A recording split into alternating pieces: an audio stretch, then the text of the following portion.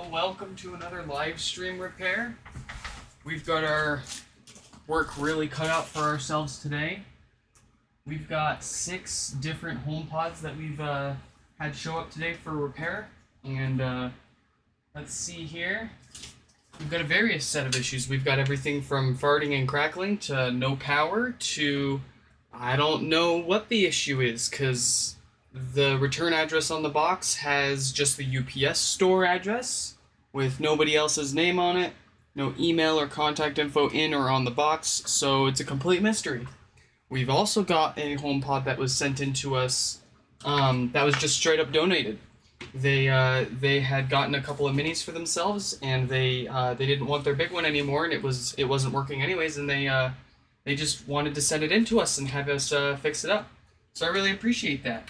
I'm actually going to get it fixed up and probably, well, actually, we'll see. We might fix it up, or we might use it for parts for a couple of other people's pods. But our first one up here is from Gino, and then up next we've got Drew. So let me throw those up here really quick.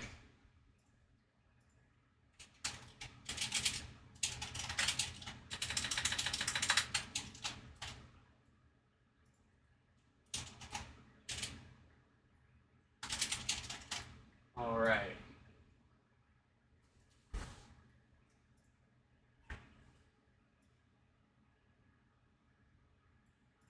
So let's go on ahead and break out our first repair for today. Let's see, I already lost my knife here. Oh.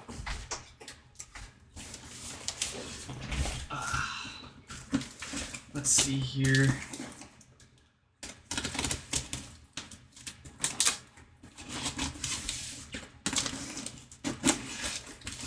We've got 6 freaking pods today. That's a lot. It's the most I've ever had show up in one day. Alright,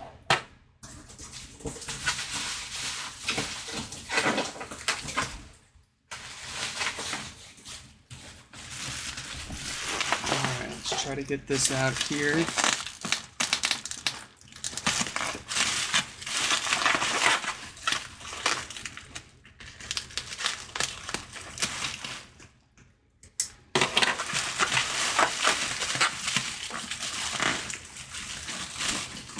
There we go.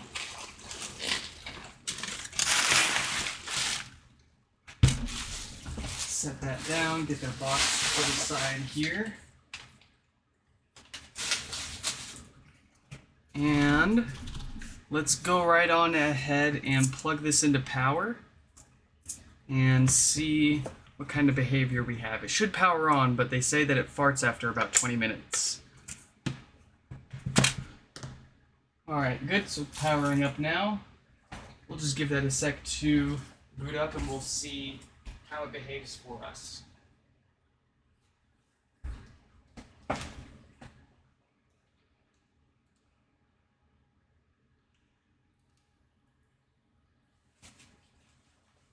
Alright, I'm curious how loud this is going to pop when I wake it up. Ooh. That's a very healthy pop. I felt it. Let's unplug that from power now. Another very healthy pop. Let's go on ahead and tear this one apart. So the reason why it's popping and why it'll probably fart in about 20 minutes if we wanted to leave it plugged in for that long. The reason why those farts happen is too much DC and DC voltage. In between the amp and the DAC, there are some capacitors responsible for reducing the amount of DC that ends up getting sent to your subwoofer. And those capacitors seem to simply just go bad over time. I don't know if there's a bad batch of them, or if Apple is just using low quality parts, which is entirely possible. Or maybe the design of these circuits for these was just not that good, and they didn't use the right parts for the right job. It would be kind of strange if that was the case, considering how much time and money and effort went into developing these speakers. But anything's possible.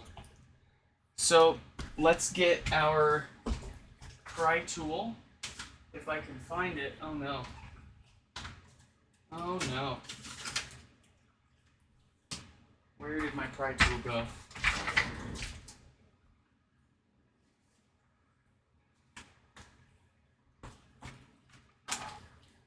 Oh boy.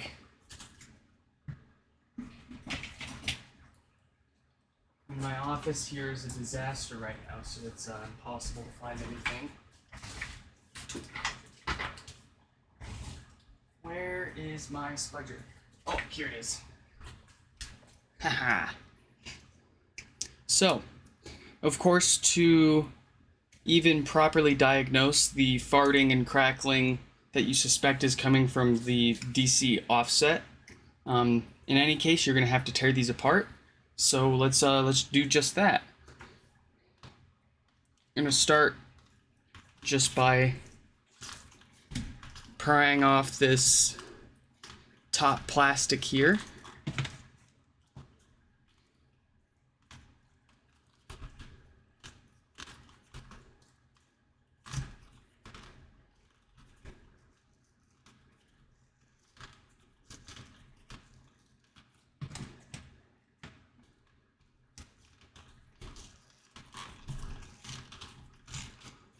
And once we've gone around that a few times, that should just come right off.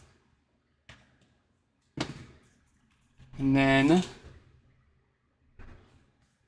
we can hop on in here with our T6 screwdriver. And we'll take out those first 4 screws holding the display in.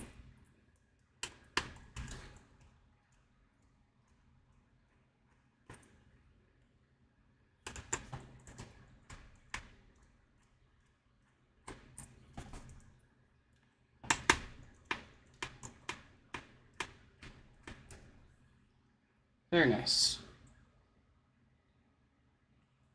Okay. Now we get our metal tool, since that gives us pretty good leverage. And then we'll grab a plastic tool, wedge both of those under the display, and get our metal one out of the way now, and use the plastic one to peel that up around the perimeter.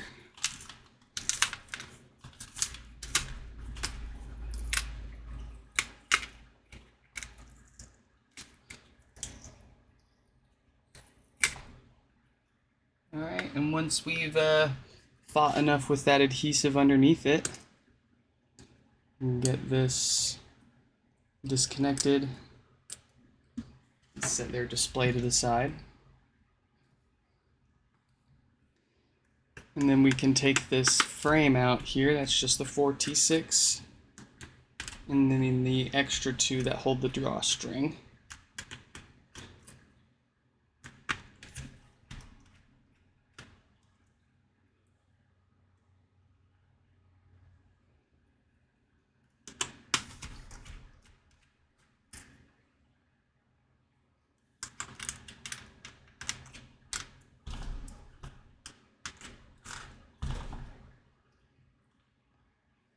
And then we'll pop that drawstring loose. That'll let us pull the mesh down. Get this plastic out of the way. And then get our logic board out of the way.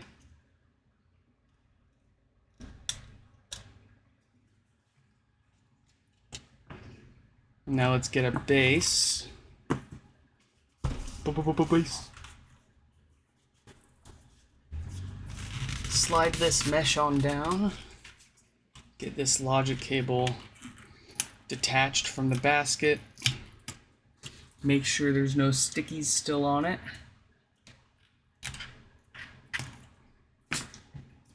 And we're going to grab a pick here and just pick off these rubber covers for the screws around the top of the basket here.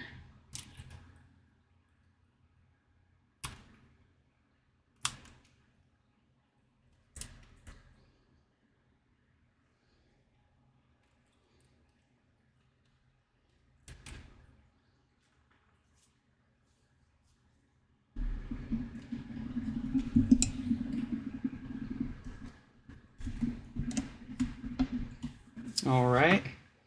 Now we can take those 9 screws out around that basket. Let's see.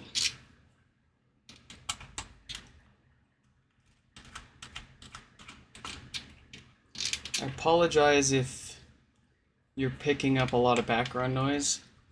It's probably like 80 or 90 degrees right now, and my room does not have air conditioning, so I've just got a fan blowing into the room. I don't want to drip a bunch of sweat onto people's HomePods and make them gross and broken.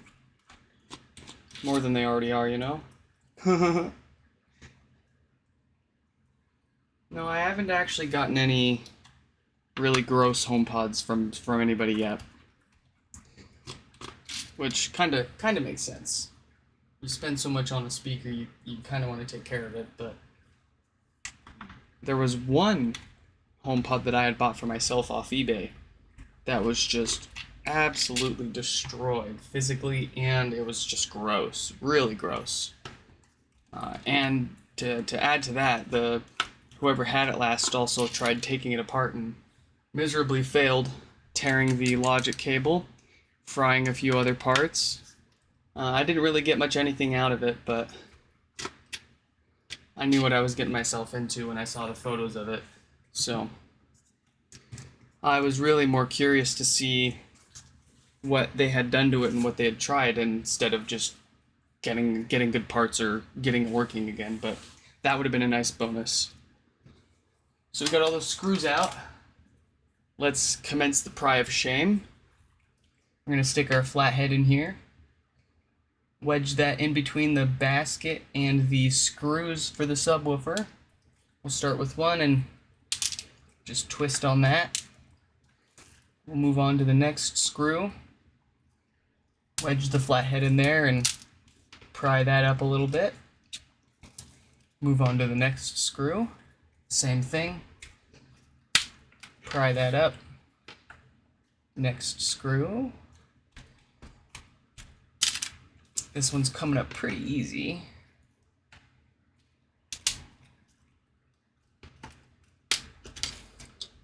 Although I don't want to jinx myself quite yet.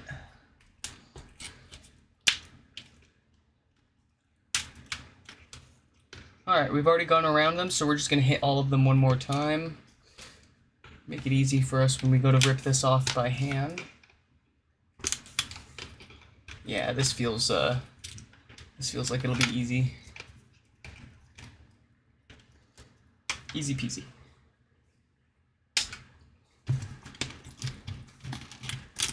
Look at that. Way too easy. I love it. Let's get the subwoofer screws out now.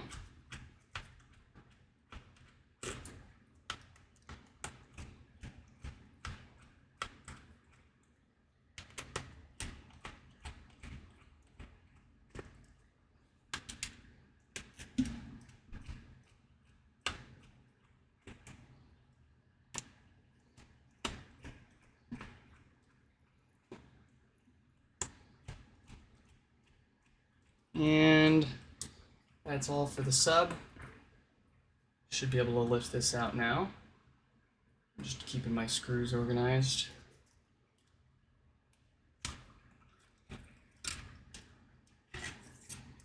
And we'll get that unplugged from the amp.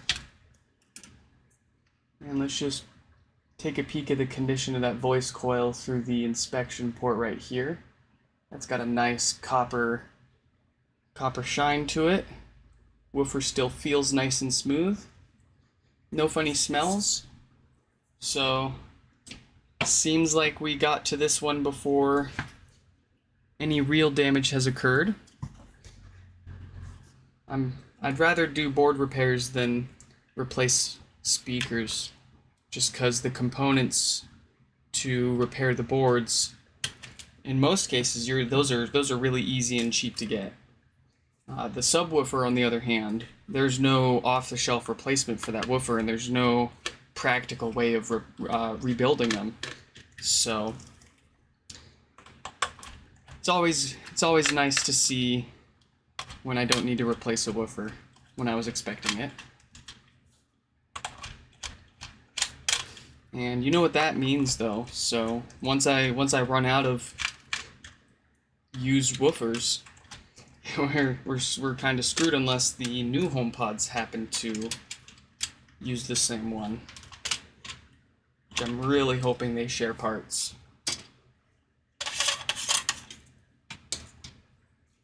Alright, let's disconnect the AC cable from the power supply here. Just like that.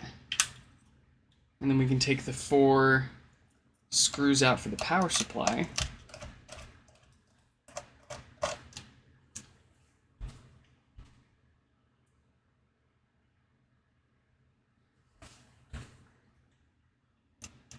Oh, you took you removed all the glue from this guy right here that holds the basket down. Yeah, that's totally fine, because as you probably noticed, there's a gasket that actually does all the sealing. That's what does all the heavy lifting. The glue here, I imagine, is probably just like a secondary failover seal and or just who knows. Who knows? But I can confirm that removing all of that glue and relying strictly on the rubber gaskets is totally fine. You won't have problems with that.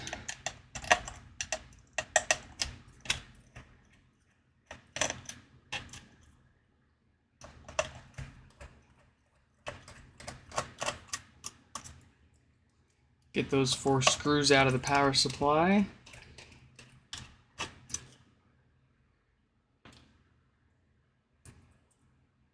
And then we can get our hooker, and we're gonna hook under where that AC connector plugs in, and we're gonna pull that up so it disconnects the power supply from the amp underneath, because there's that hidden connector.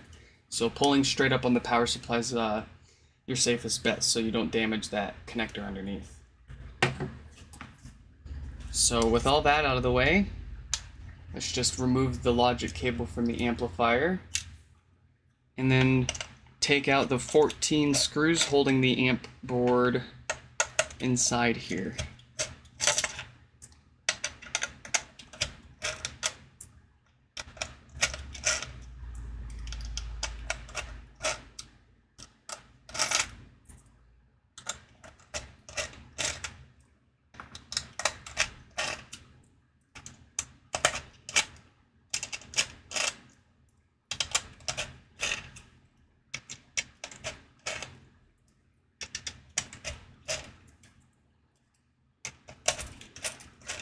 I think it's a really cool design that they made the screws that hold the amplifier in place also the speaker terminals for each of the tweeters. I think it's a really nifty design. I quite like that. And it saves you on a bunch of wiring too. Now you just screw right into your speaker for the connection. You don't have to run a bunch of wires, you know?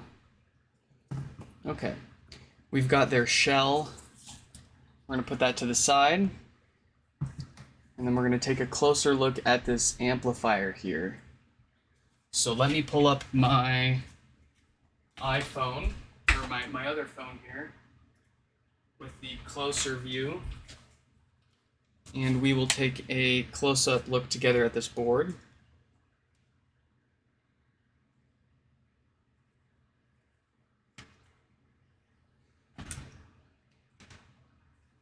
Okay.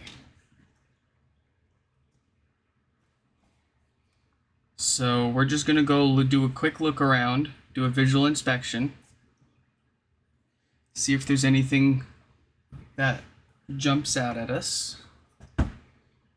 So all of this looks good.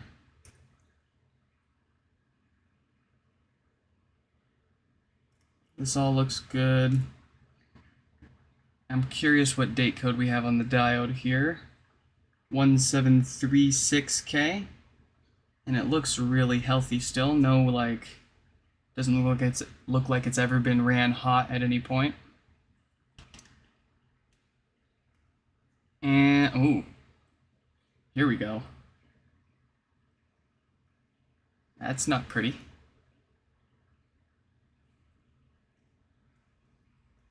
So that tends to happen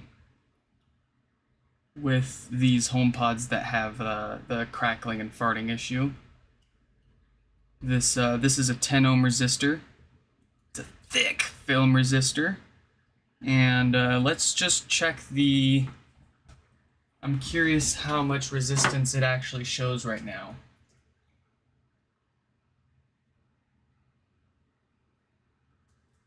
Let's get the multimeter camera up. There we go.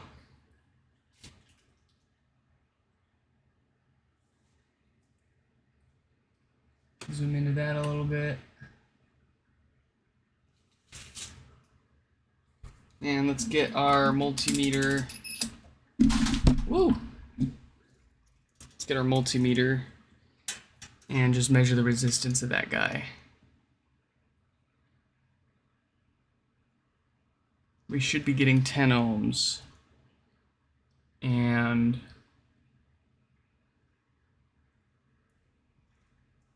I am not reading anything.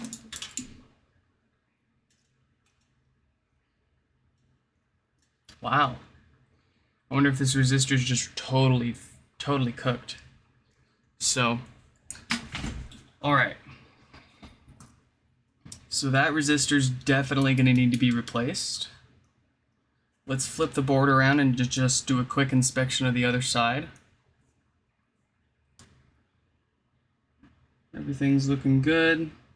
Here's the 4 filtering capacitors that we're also going to go ahead and replace to most likely fix that crackling and popping and death fart issue. These 4 right here. It could be just one of them, but it's too tedious and maybe even difficult or impossible to tell which of them are actually bad. So we just replace all 4 if we're doing this. But the rest of this looks fine. This like gunk underneath the electrolytic capacitors, that's fine and normal. Again, the same gunk under those caps, that's normal. It's fine. And we're back at where we started. So, let's go ahead and get this shit out of the way first of all. There we go. Now, we will need to replace this resistor first. So let's go ahead and do that. I'm gonna get our hot air on. I'm gonna grab a little piece of metal that I like to use to shield that plastic subwoofer connector from the heat that I'm gonna put this thing through. There we go.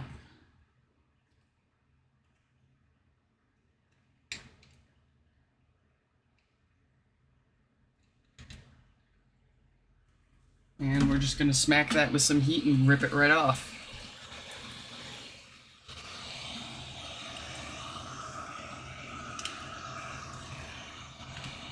Move you guys over here so I can see what I'm doing, and you can too.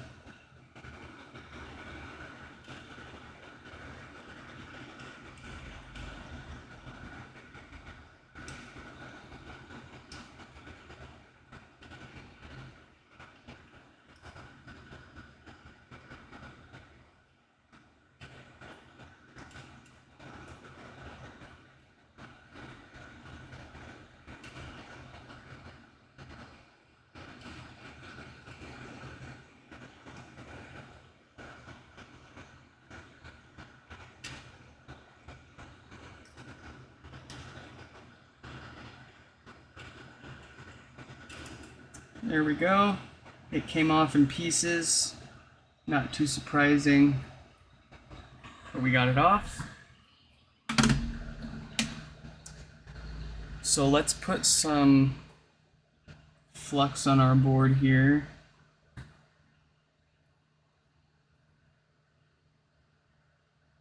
And just touch these pads up really quick before we grab a new resistor and install that.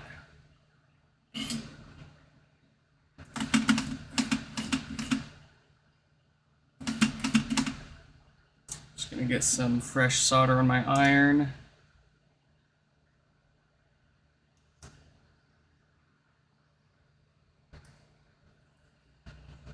There aren't very many good angles to do this. There we go.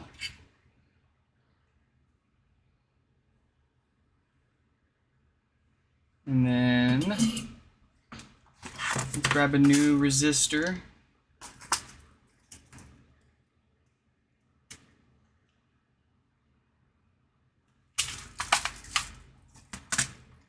Gonna throw some flux on that guy.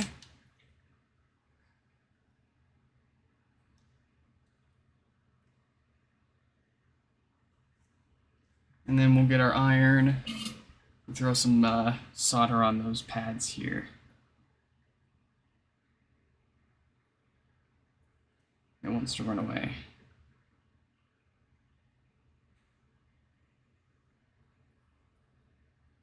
There we go.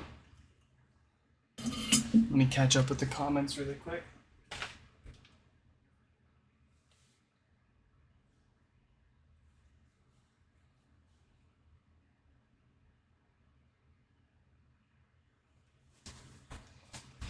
Yeah, no, that is a sad thought. But I hope that I won't be the only person fixing these eventually. Because it's not like I can make a living off of this. The HomePod's not going to be around forever, and it's just not that feasible. It would be nice if I could make a living off of this, but I doubt I can. I'd have to expand my, expand what I can work on. And I'm quite busy with a regular daytime job as it is.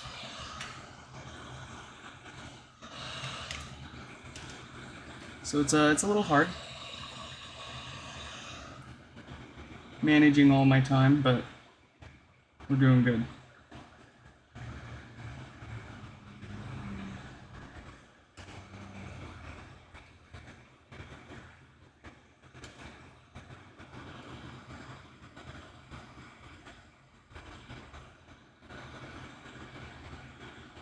All right, just gonna keep holding that down for a few seconds until it cools. Very good. Now,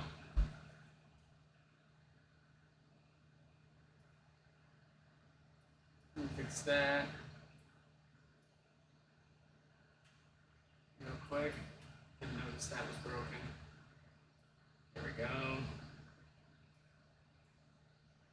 So let's switch back to the top view.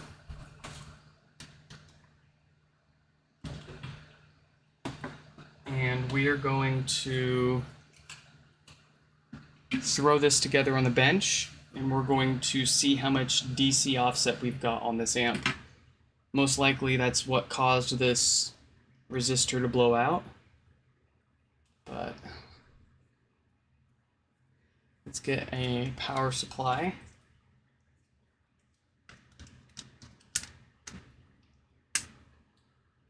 Put a couple of screws into that so it doesn't just pop out.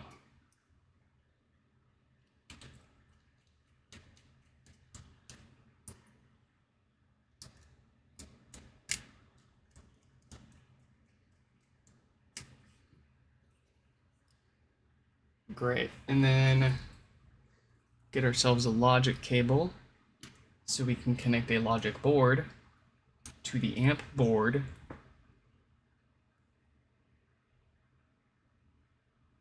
Make sure that's locked in. Get our pre-configured logic board here. I'm going to connect the subwoofer, and this subwoofer over here is actually connected to my multimeter over here. We're going to stick our multimeter into DC millivolts and connect that to our woofer. And then get an AC connector. Plug the power end into this, and then plug the other end into the wall.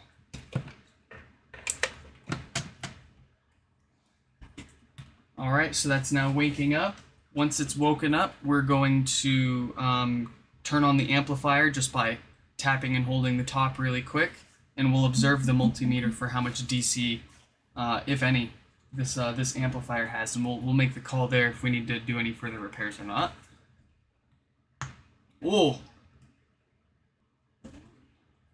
Alright, millivolts is too small of a scale, so we're jumping up to 2 volts.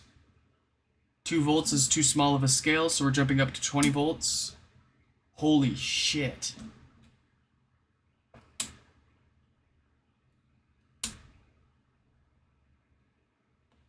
Pardon my language, that's uncalled for. That's 2.46 volts, full volts. That's not millivolts. That is a really bad, that's a really bad amount for the woofer. And so let me demonstrate for you that popping sound that you hear just by disconnecting and reconnecting the woofer. And you can see the woofer moving as I disconnect and reconnect it. That is bad. That is horrible. No wonder it farts. Okay. So the reason why the farts happen, so the popping happens as a result of DC being applied to the subwoofer, as you saw now. When that DC grows past like 3-4-ish volts, that can trigger the HomePod to force restart, and that force restart, it'll play that like farting sound, that like robotic poop sound or whatever. So we need to take this apart really quick and replace those filtering capacitors, and then I'll show you the difference before and after. You shouldn't hear pretty much any popping when I disconnect and reconnect the woofer after we replace those capacitors. And we shouldn't see more than about 10 millivolts of DC at most on our multimeter. That'll tell us that we've got that all fixed up. So let's get the power supply off so we don't melt that. It's got some plastic parts on it. And those capacitors that we're replacing are in kind of an awkward spot, but not the worst. And let's get our close-up back here. I guess Face ID doesn't work when you're holding the phone sideways. Now I know.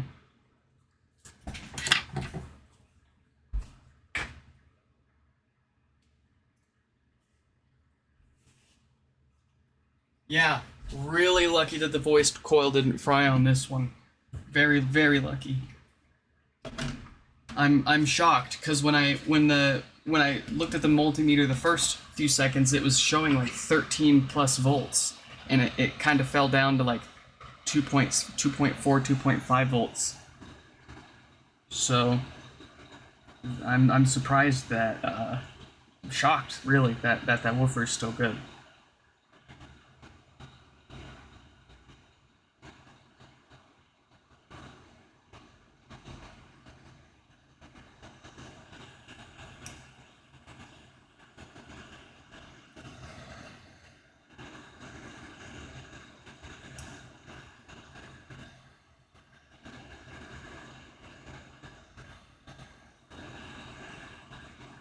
Alright, got those pulled off. Let's throw some flux on the board.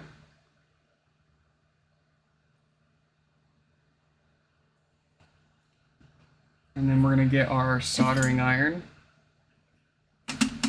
clean that tip off and put some fresh solder on there. And then let's just touch these pads up really quick.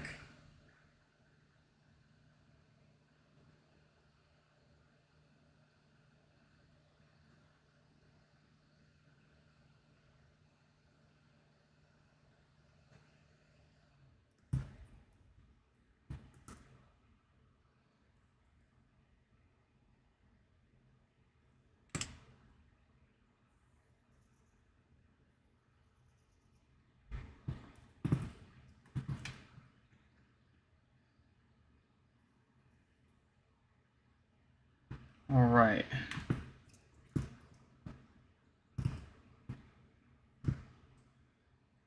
Got those all cleaned up.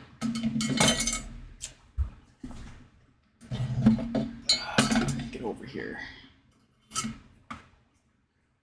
Okay. Let's grab some fresh caps.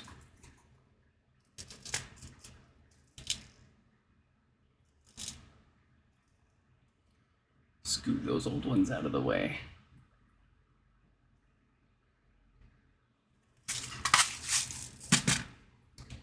And let's get some fresh flux on that board again. Can never have too much. And let's put these new ones on here.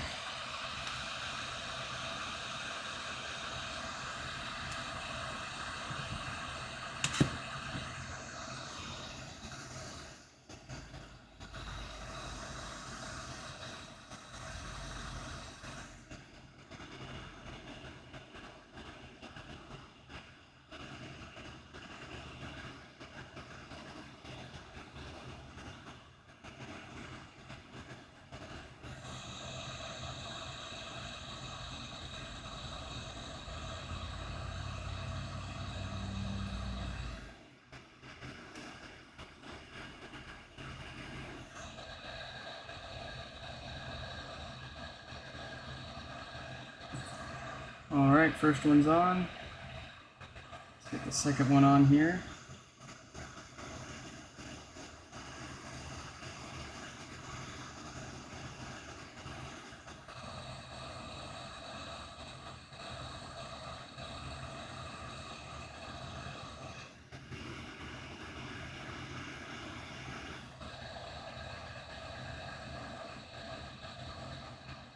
Second one's on.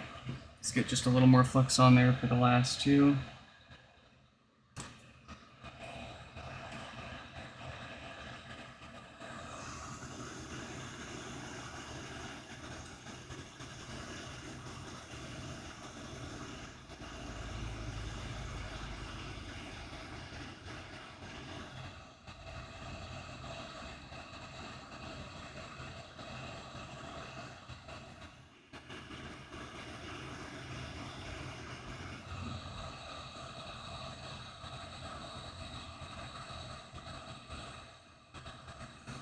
And the last one here.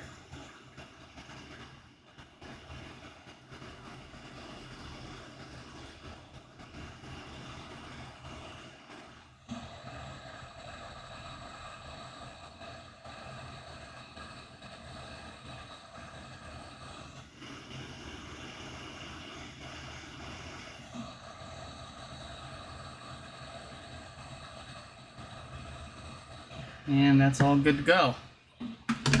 Oh, you know what? While we are in here and in the mood, let's replace that power diode here. Just because, you know, it doesn't have a date code that we would have any reason to suspect it would fail, but we still aren't 100% certain what causes these to fail and you know, end up with no power problems. So we're just going to replace that while we're here.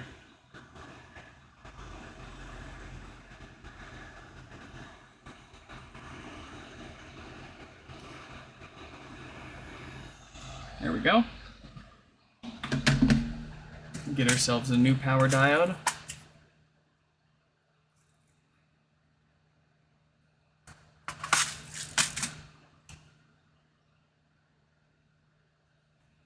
Flick some flux onto that. Yeah, so if you send your HomePod in for no power or crackling and farting, I am still going to do the repair. I'm still going to check for both.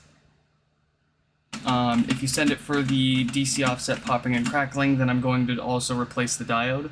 If you send it in for no power, then I'm going to check for any DC offset. I'm not going to repair, I'm not going to go and replace the capacitors unless they need it. But for this diode, I will replace it regardless.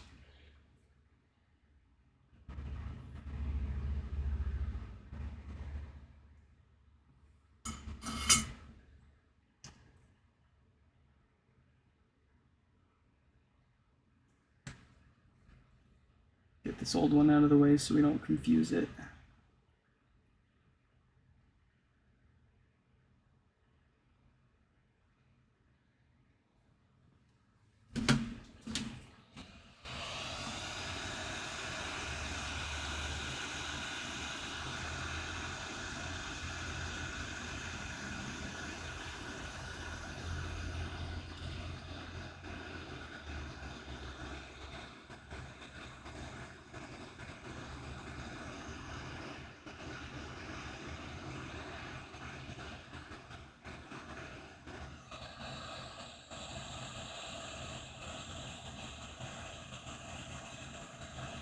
And there we go. That should be everything for this board. Let's just stick it in front of the fan here and cool it down for a second before we throw this back together on a test bench and just check and make sure that we've got everything fixed up. Shouldn't be any more DC on that woofer. Should barely hear any popping, if at all. And we won't have to worry about it suddenly not powering on.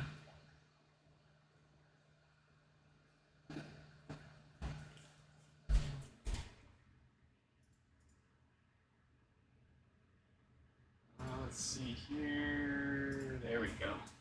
That should look a little better.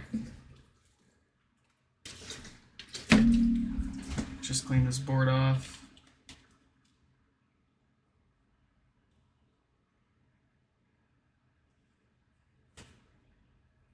Doesn't need to be perfectly clean, but any excess flux that we can take off, it's not going to cause any problems. But, in case somebody takes this apart in the future, I don't want a disaster in there. You want work that you can be proud of.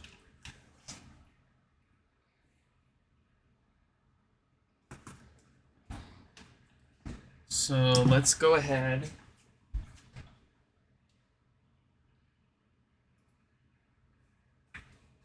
Oh boy, got a bunch of comments. Hold on, let me catch up on these.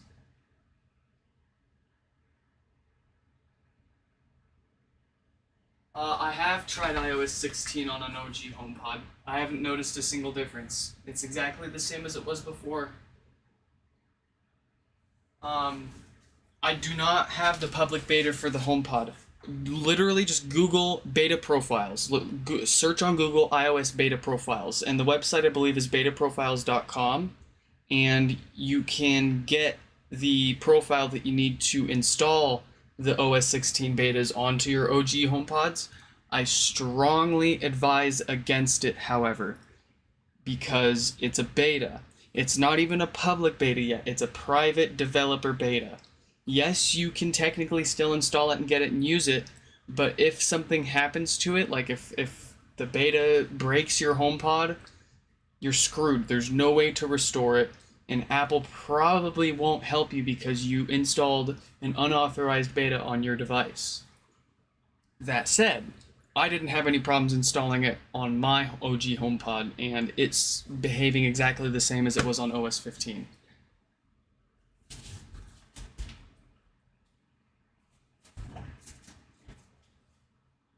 Yeah, Thread and Matter are two different things. And the OG HomePods do not have support for threading because they don't have the Wi-Fi hardware required to actually support threading. But I do, if I'm not mistaken, I thought I don't know. Let's throw this on the, excuse me, let's throw these parts together on the bench here and check on our repairs. We shouldn't see any more DC offset. Should barely hear any popping, if at all. And if that's the case, we can throw this back together in their pod and move on to repair number 2 of 6.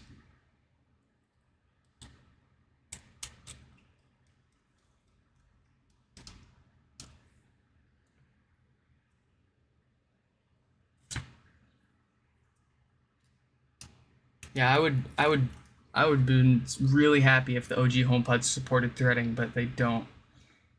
Because I've got a bunch of OG HomePods sitting around my house, but I've only got a couple of minis, and it would be really nice if I could do something more with all of that connectivity than just play music and use Siri commands. Granted, it does those really well. It'd just be nice if they did more.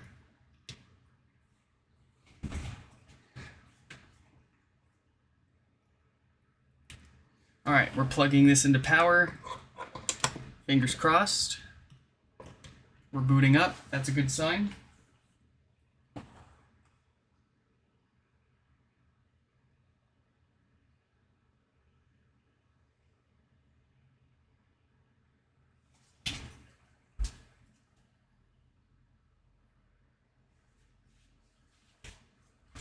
I do not know what is exactly required for thread. I just remember reading about the minis having the hardware support and the OGs not. I can't remember specifically what it was. I'm sure you could find it if you Googled it or something. So, okay, let's turn our multimeter back on. Bring that scale back down to the millivolts DC, because I highly doubt we're going to be seeing more than 10 millivolts on here now. And look at that. Not a single peep. About 1 to 3-ish millivolts. And then if I unplug the woofer and plug this in, you won't hear any popping. See that? We got it all fixed up. So let's disconnect this from power. Take all of our test parts off of this. And we will throw this bad boy back together in their shell. Move on to our next repair.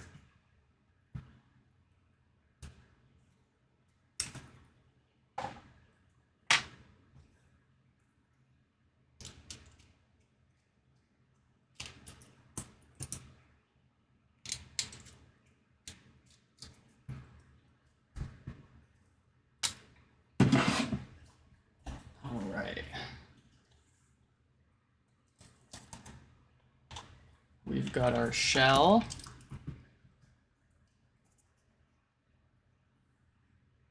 Let's drop our amp in.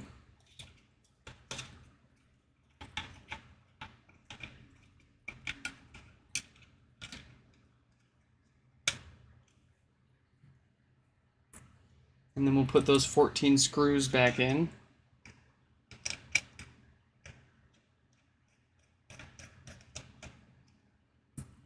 Let me ask you guys a question. Would you rather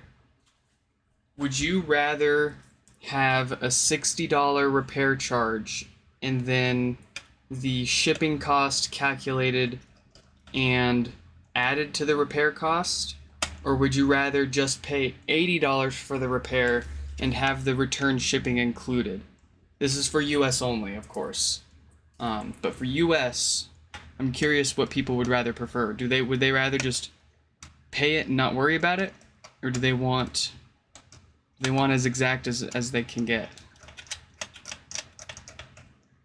Because 99% of the repairs that I ship back, the shipping cost is usually around $16 to $19, depending on where it's going.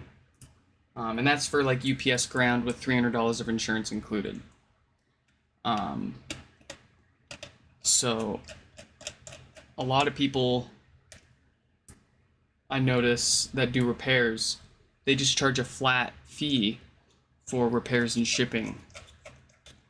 And I don't know if that's a preference that people have, or if that's just how different people run their business.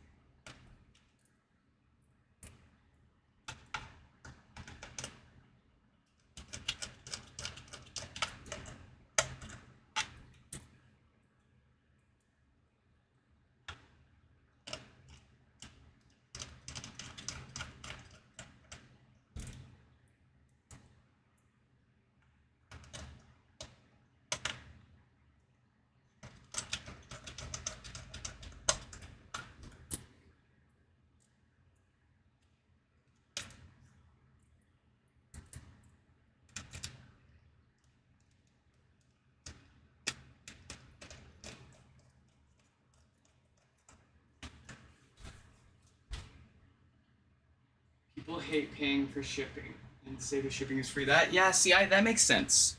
That makes sense.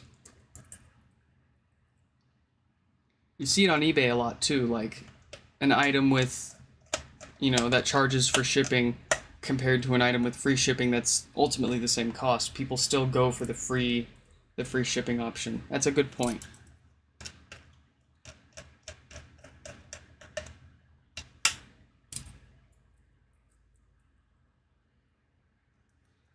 On the flip side, though, here's what I could do. I could do that. I could do the $80 shipping included, or free shipping, right? $80, and then if people would rather use their own shipping, I'll put like a footnote there and be like, if you want to use your own shipping and give me your shipping labels, because sometimes people work for, you don't know who people work for, and they've got connections and ways to get shipping labels for, next to nothing, cheaper than I can get them. So, I don't want to, take that opportunity from somebody if they can save a couple bucks, and that's kind of my whole spiel here is to help people save some money. They already spent so much on these dang speakers. They already spent so much money on them. I already feel bad enough charging people to fix them, but I have to make it make it worth my time and cover the cost of parts and what have you. I'd do it for free if money weren't an object, but unfortunately it is. And I'll leave it at that.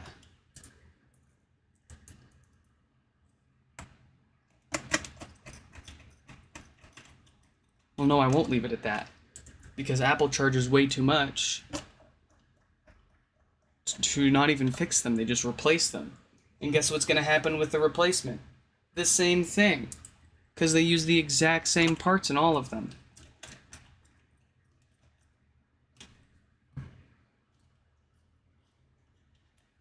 Alright, all that's connected.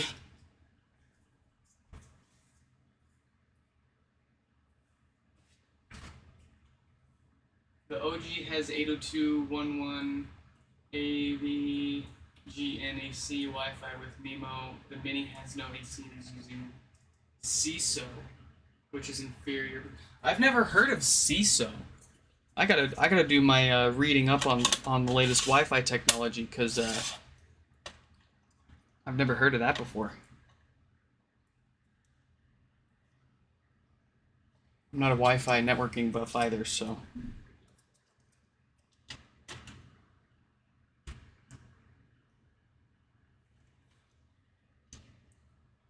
So then I wonder if maybe it wasn't the Wi-Fi chip, but maybe the Wi-Fi in conjunction with the CPU, because obviously the HomePod uses the A8 from the iPhone 6, I think it was, and the Mini uses the chipset from one of their Apple Watches. Although when you say it like that, like an iPhone 6 not having Thread support, but an Apple Watch having Thread support. That's kind of weird. But these are essentially the guts of an iPhone 6, so that does make a little sense. It's getting there in age. The fact that Apple used an iPhone 6 processor in these, when the iPhone 6 I think was already 2 or 3 years old by the time these launched, reminds me of the first Motorola smartwatch that was launched. The Moto 360. I've actually got a couple of those. Let me grab it.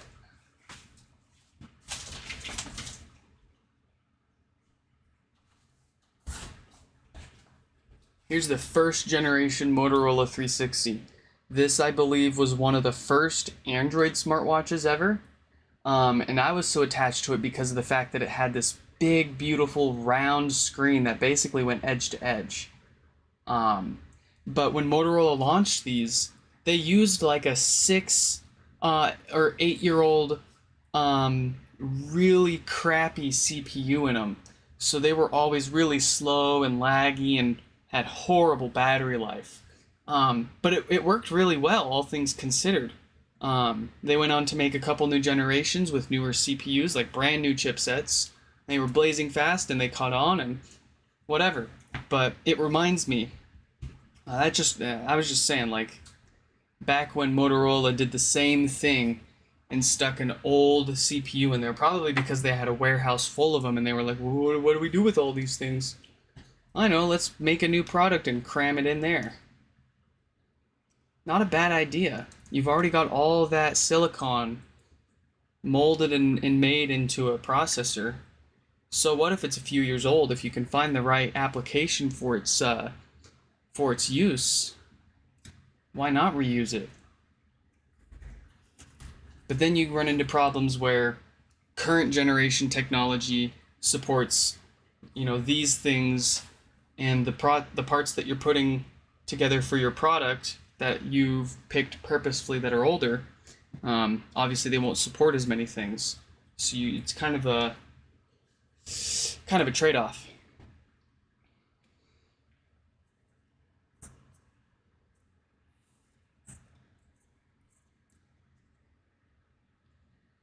You are welcome to fill the chat up with whatever you want, as long as it's not OnlyFans advertisements. I love seeing the chat as long as it's not spammers. I think I found the right set of keywords to block, and I haven't seen them around in the past day or so. I blocked brunette, blonde, and dot online. Those 3 things seem to have cut down the spam by almost entirely. So silly.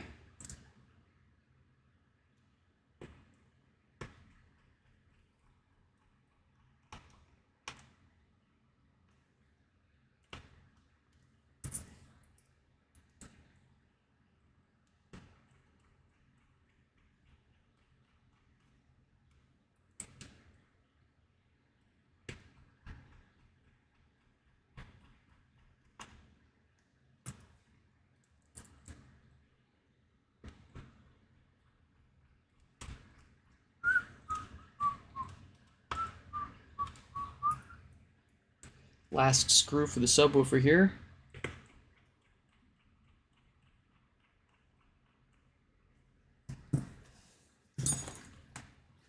And let's get the basket back on.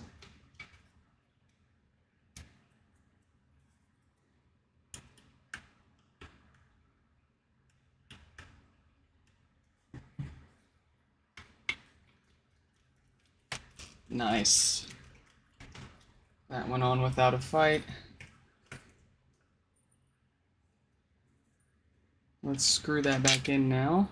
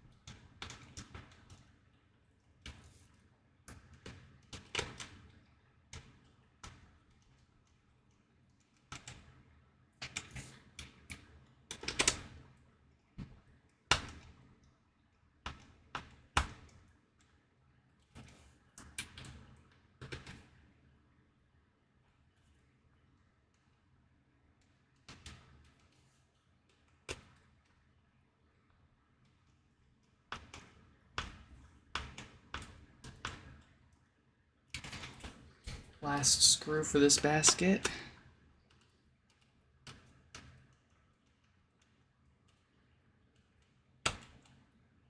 There we go. Now let's get that mesh up. Start putting these rubber covers back on.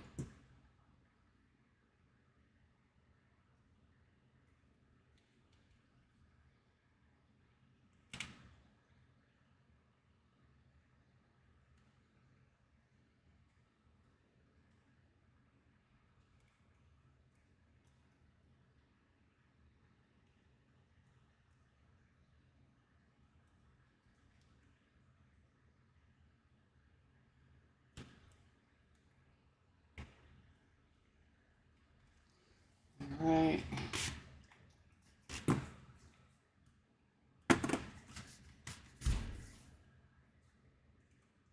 Let's get the logic board reconnected here.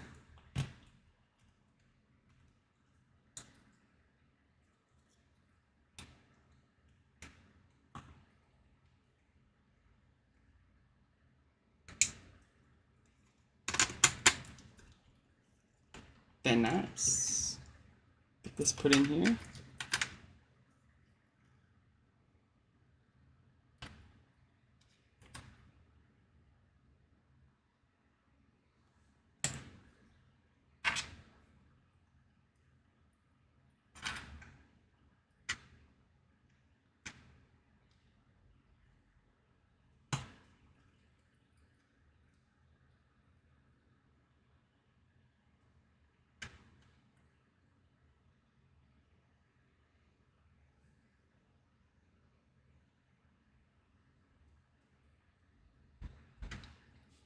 All right.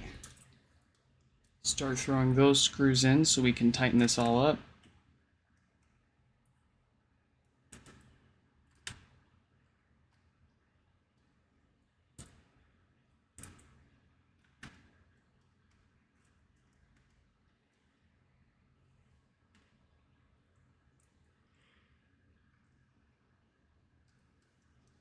Okay.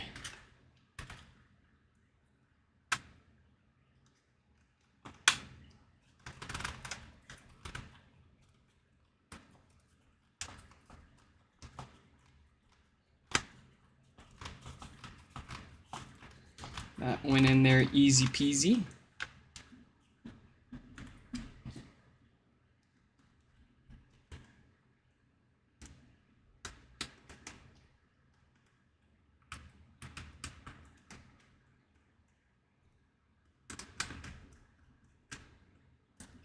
So now we can get our drawstrings put back on here.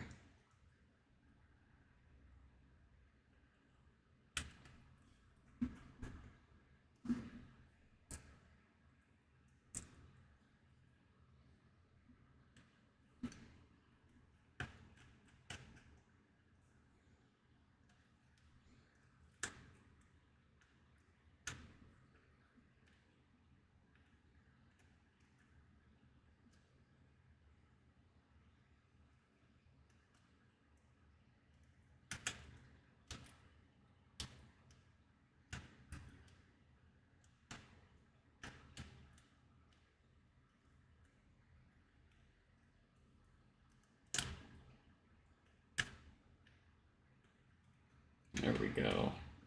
Oh, get back here. No.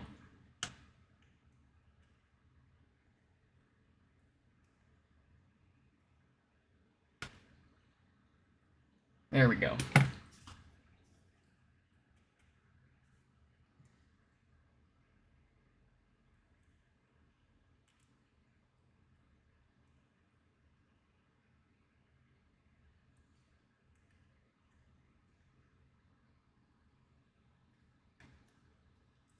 Now we can get this display back on.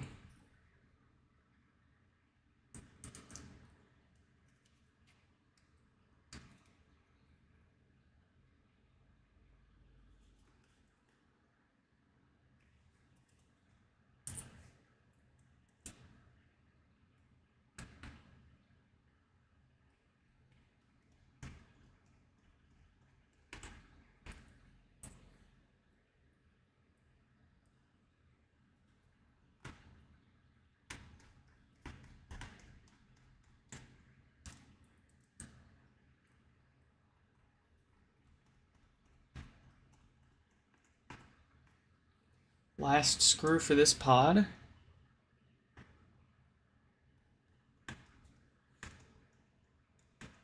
Let me catch up on the chat here.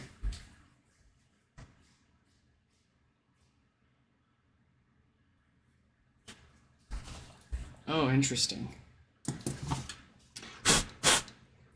Okay. Let's get this touch surface back on here.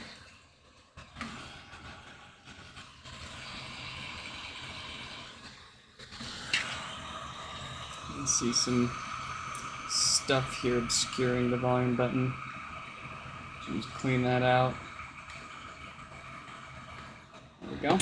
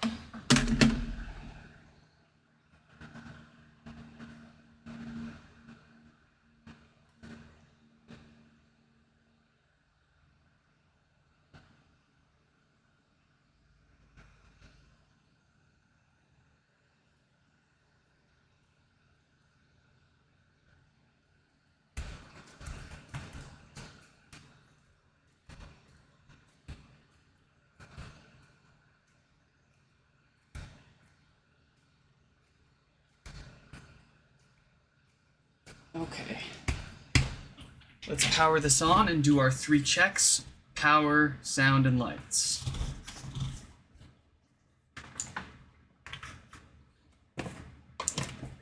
And we've got power.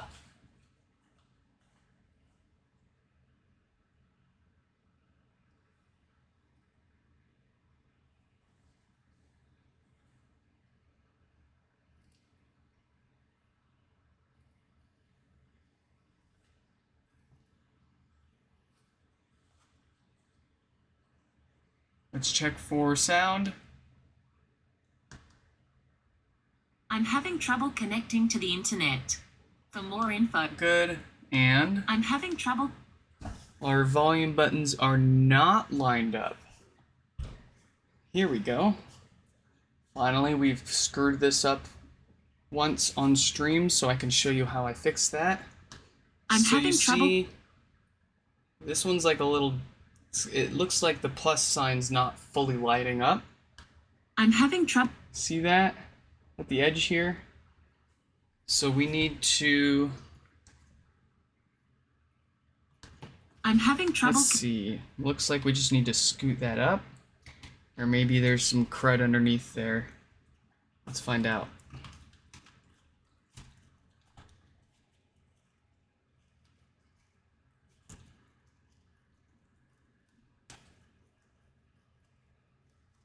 Or maybe we just didn't line it up right when we put it back on.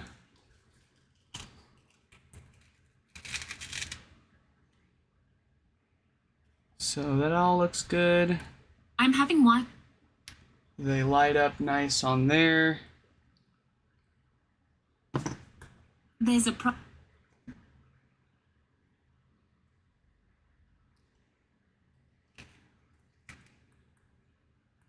I'm having what? Alright, so that's about where we need it. So let's go I'm ahead having Wi-Fi issues. and Check your home app for more information. I get it. Let's throw a little more heat back on here and stick this back on the right way.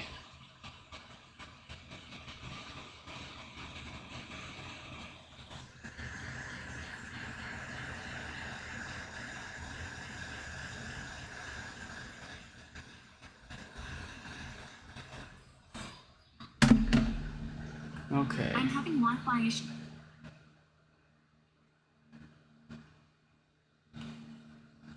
I'm having.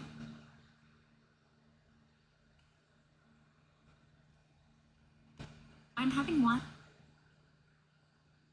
That looks much better. So let's go ahead and push that down. She's probably going to complain a few times. Or maybe not.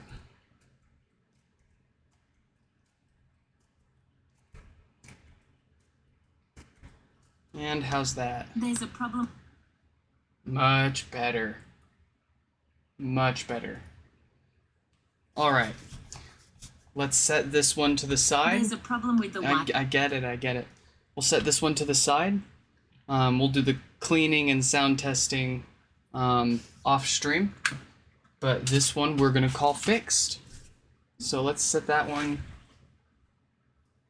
in their box, wherever their box is. Here we go.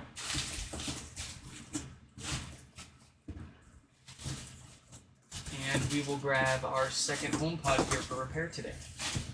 Our second one comes from Drew, and it also has farts.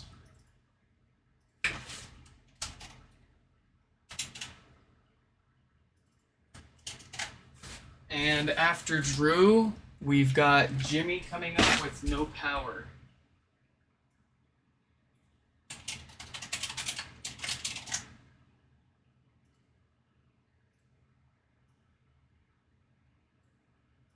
Okay.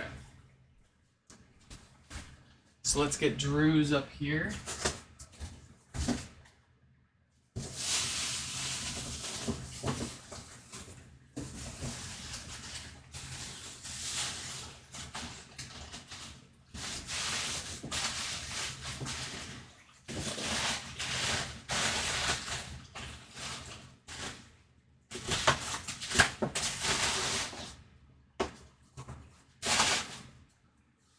All right.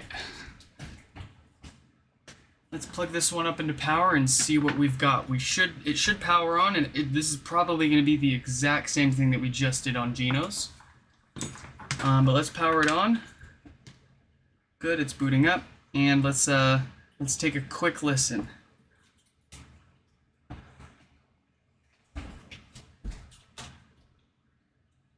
Sounds like there's still a problem with the Wi-Fi.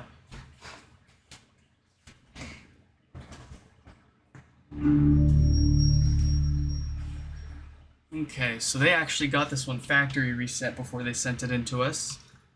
That's nice. It's gonna kill my camera because the iPhone can't handle a HomePod setup prompt and the camera app at the same time. There we go. Let me grab... Does this iPad have a charge? It does. Well, I'm not even gonna bother, I'm not gonna bother setting this one up. Let's just listen for the pop as we unplug it from power here. Ooh. Ooh, that's bad. That's just as bad as the one that we just fixed. So we'll just do the same exact thing, yeah? We'll start with the top touch cover here.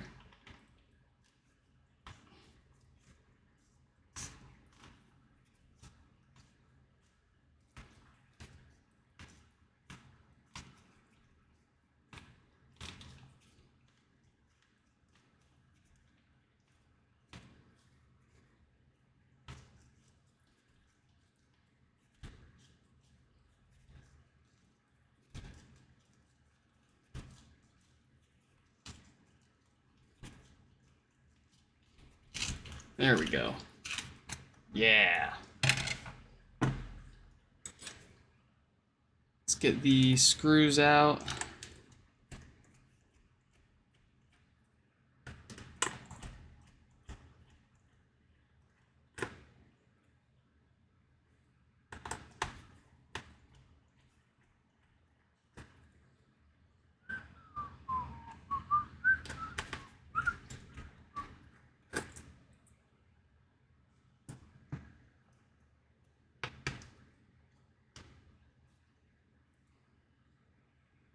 Here we go. I'm gonna pry this display up. satisfying sounds.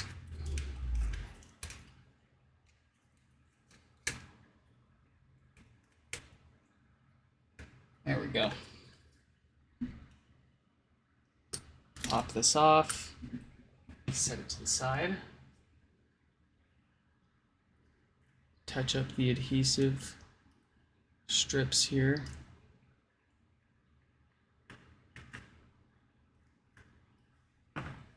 And we'll pull this frame out. Ah.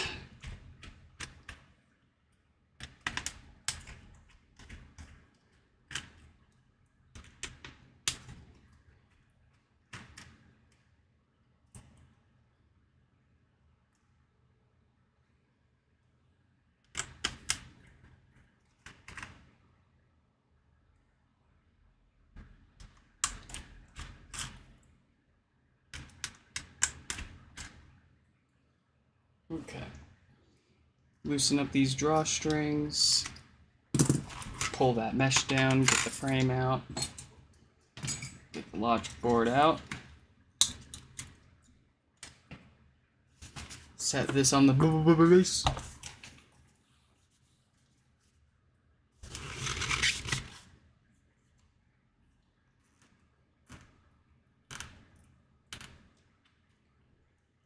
Oh boy.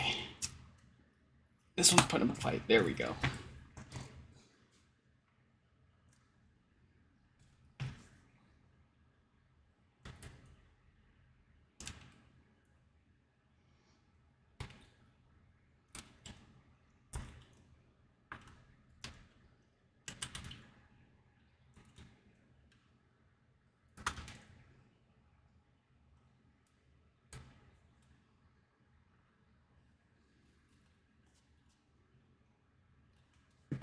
All right, let's take these screws out for that basket.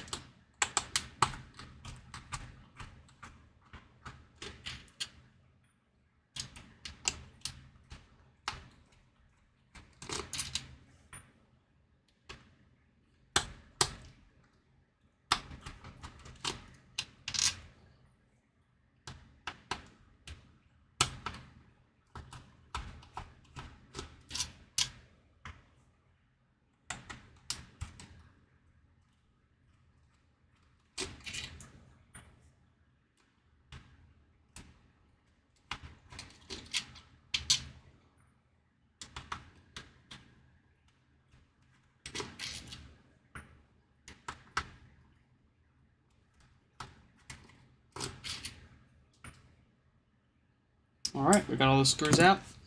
Time for the pry.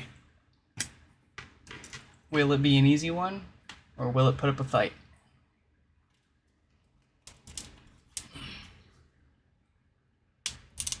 Ooh, I feel a fight.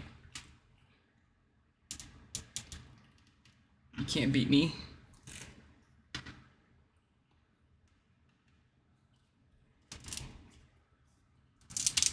Yeah.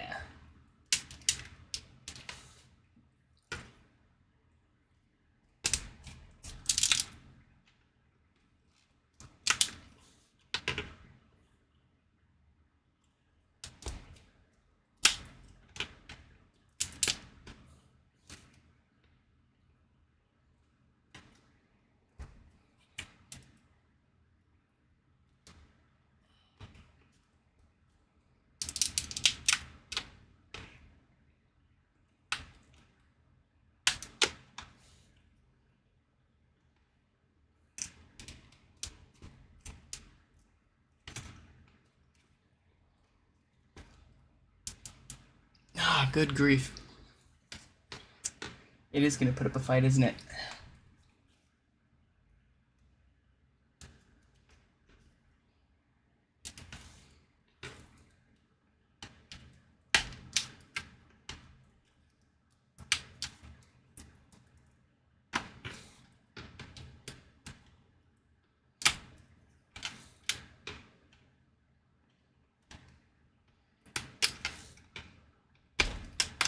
Oh, might have gotten lucky on this one, actually. Seems to be coming up pretty easy now. Should be able to pull that off by hand. Make sure that logic cable isn't stuck to it.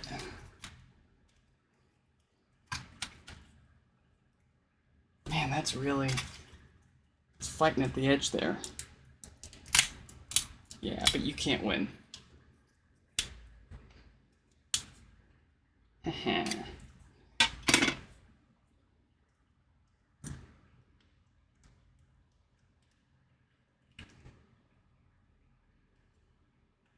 Okay.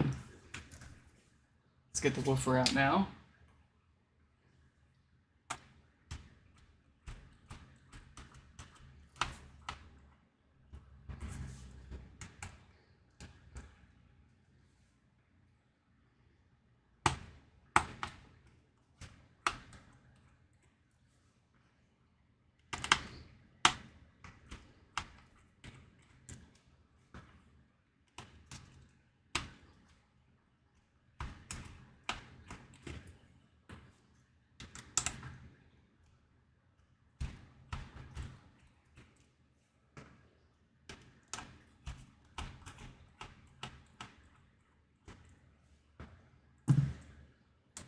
Extract the woofer. Unplug it. Let's check that voice coil in there. Looks good. Smells good. Feels good. Very good. Very lucky.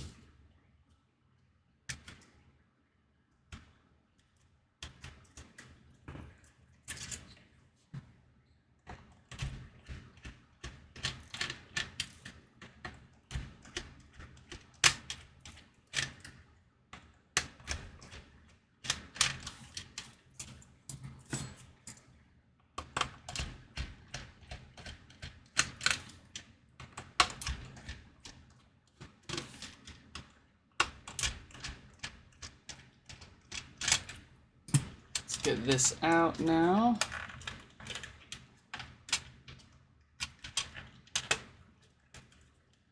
Wow, it's even putting up a fight here. There we go.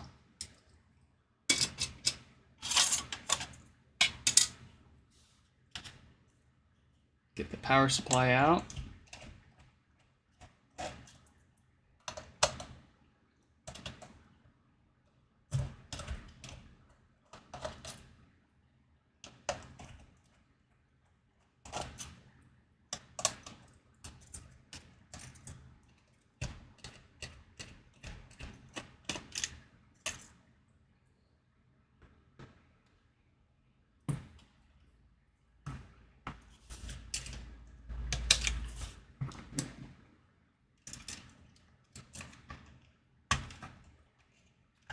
There we go.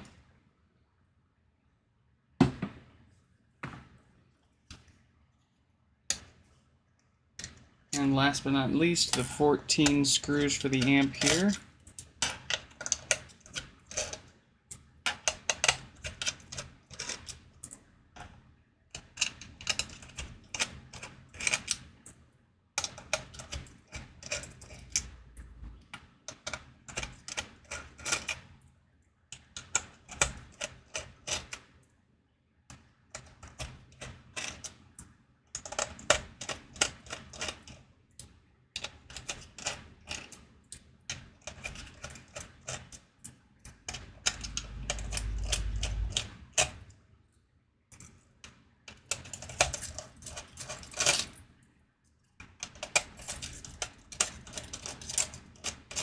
Alright, all 14 screws are out. Should be able to lift this amp out. We can set their shell to the side. Switch to our close-up view here.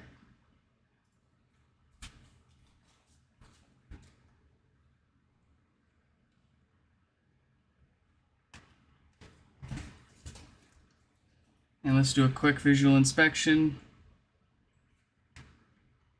Their diode has a date code of 1748K, so we're going to replace that to avoid that pesky no power issue that likes to crop up. The resistor here that we replaced on that last board looks to be in good condition. Nothing else that I can see on the front, so we'll flip this around. We'll go ahead and replace these capacitors because that's likely where the popping and farting's coming from. But I don't see anything else here. So let's go ahead and just replace these capacitors. We're gonna go ahead and skip all the testing and just jump right into the repair for this one.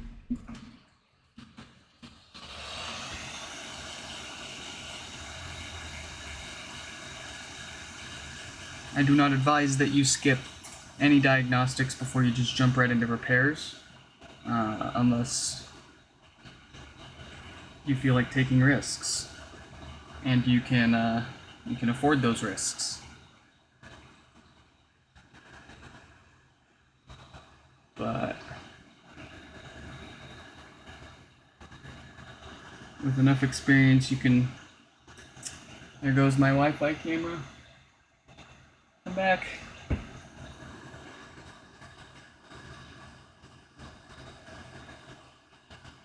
There we go.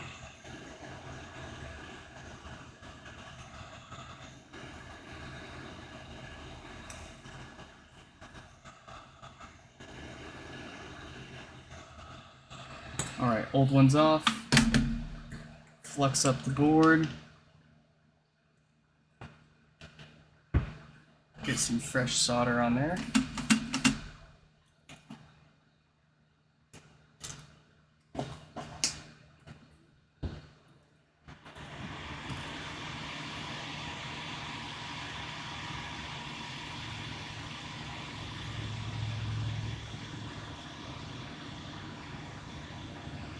Alright.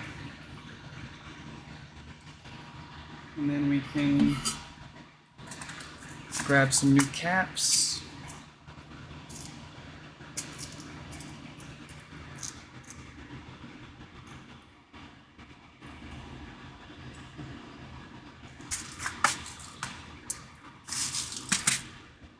Put some more flux on there. And let's go to town.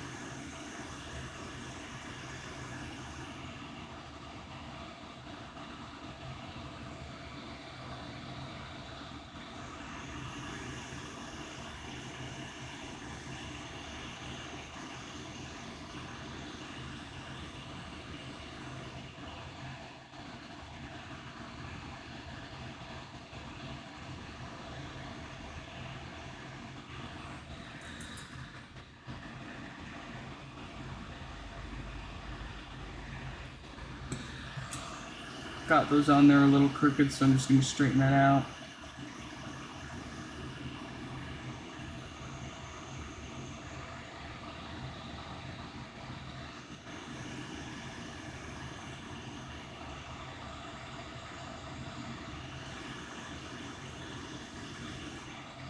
There we go.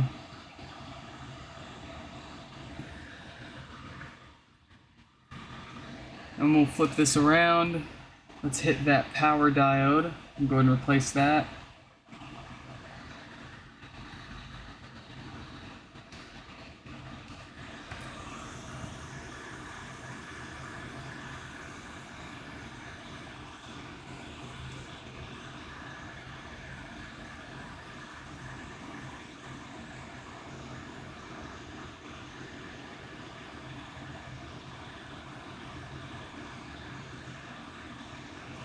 There we go.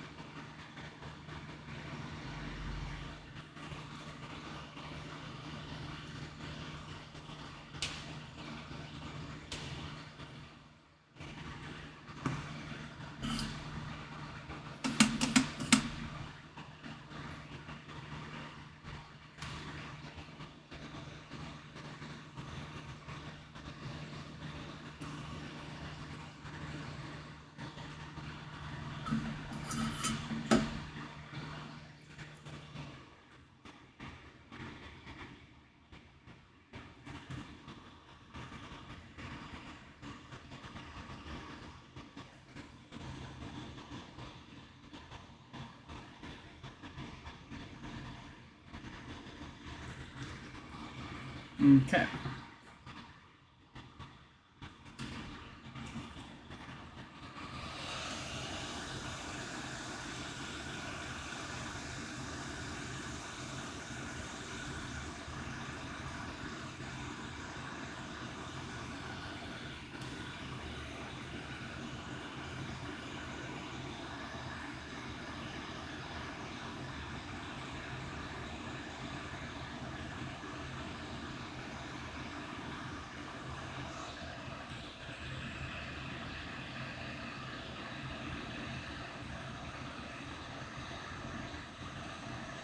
Very nice. Beautiful.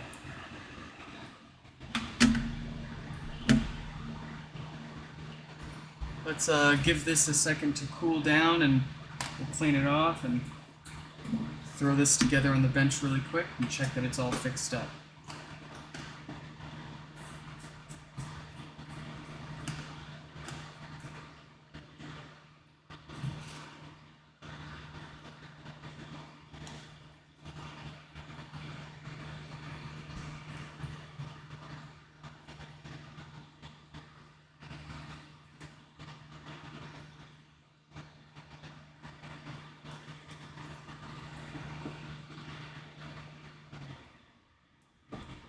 Okay, it's all clean. Let's switch back to the top here.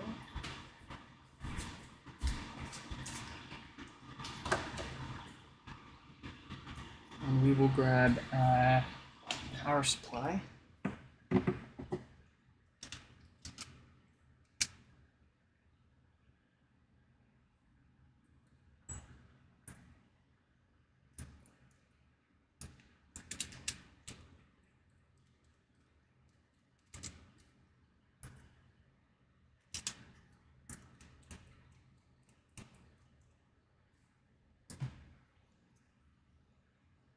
Logic cable.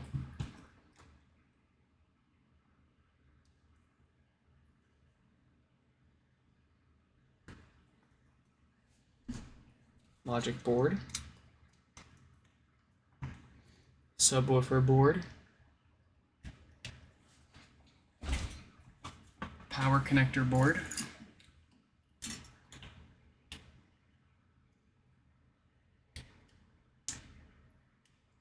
And give that a second to boot up.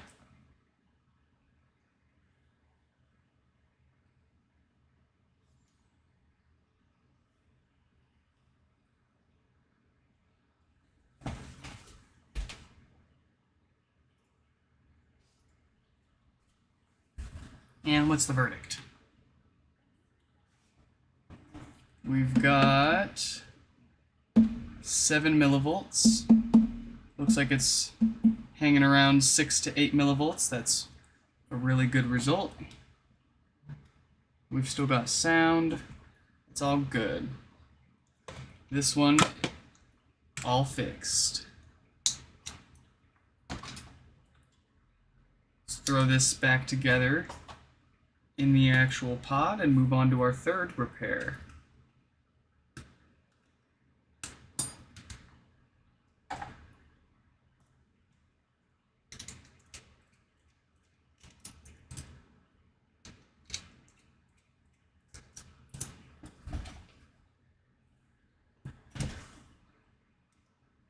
While I'm thinking about it, I am curious if the resistor measures correctly. Should show 10 ohms.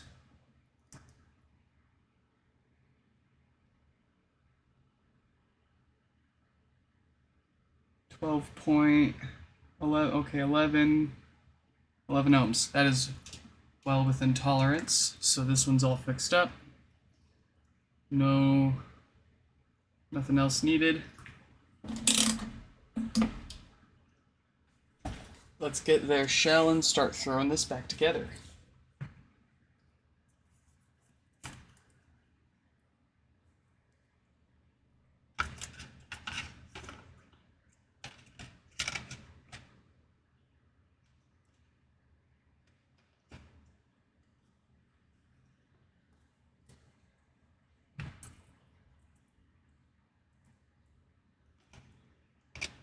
Screw those 14 screws in.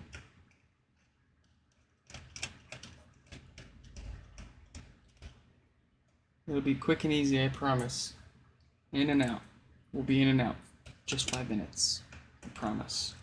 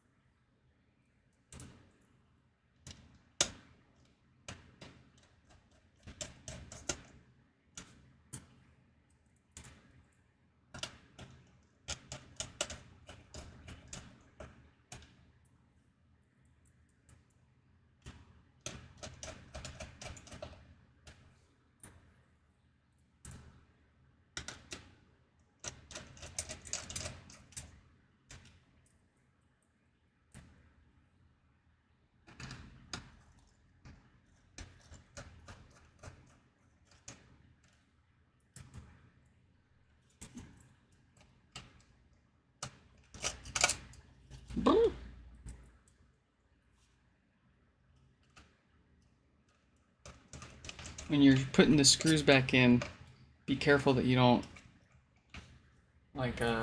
push up against those tall electrolytic capacitors. You don't want to break them off the board and give yourself more work.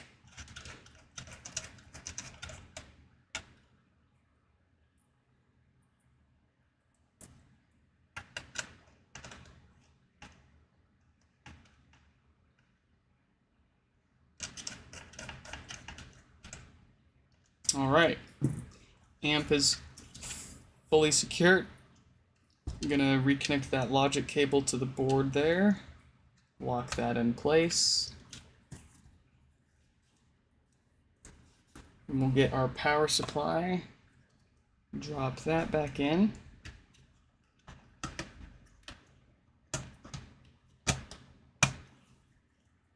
Plug the AC connector in. Get those screws in for the power supply.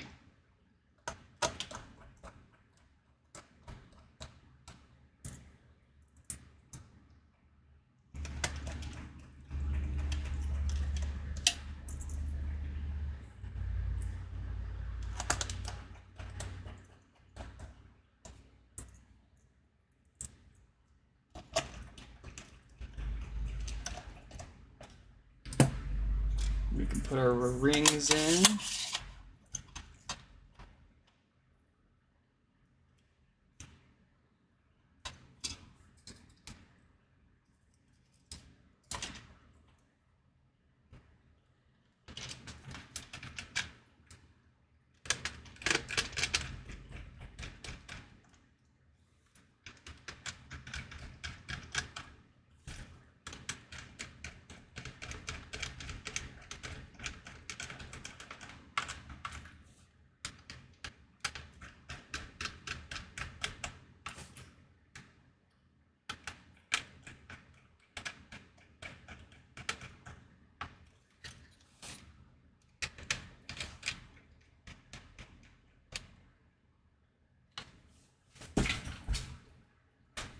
Okay, get that gasket for the ribbon cable put back on.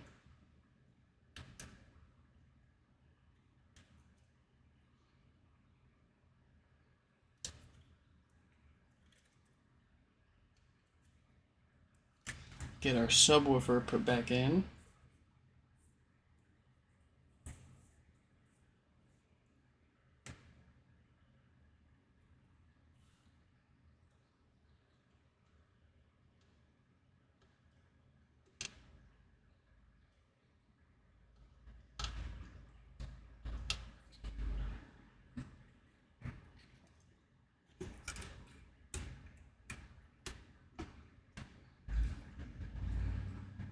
Okay, let's get the sub screwed in.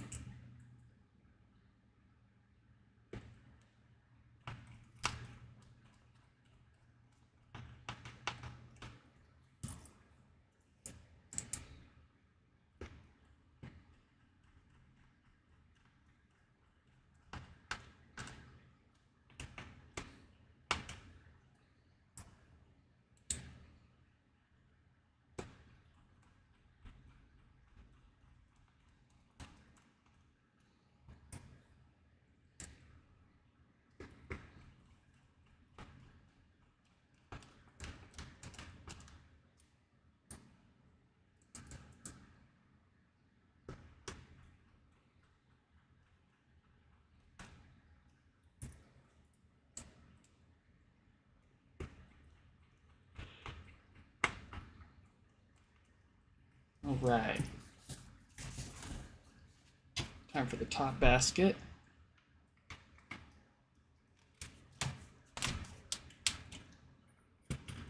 And we'll screw that in.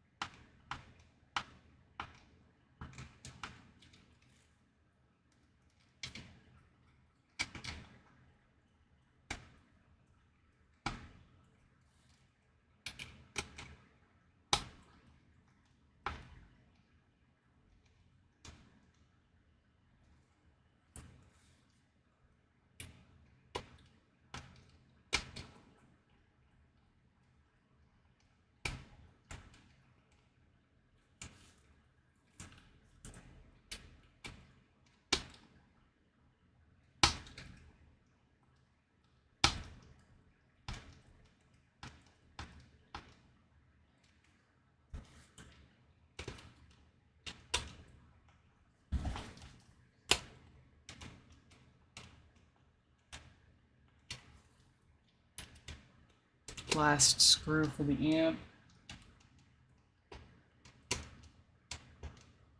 Or for the basket, I should say.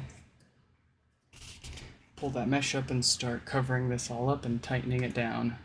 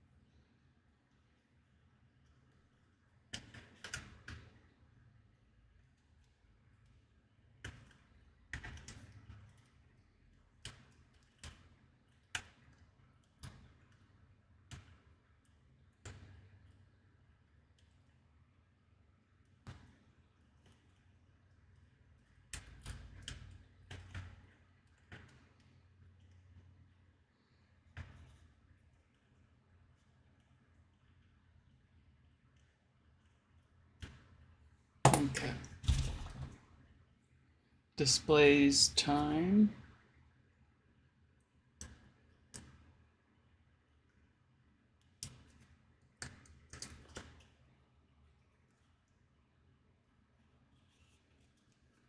Screw that into place.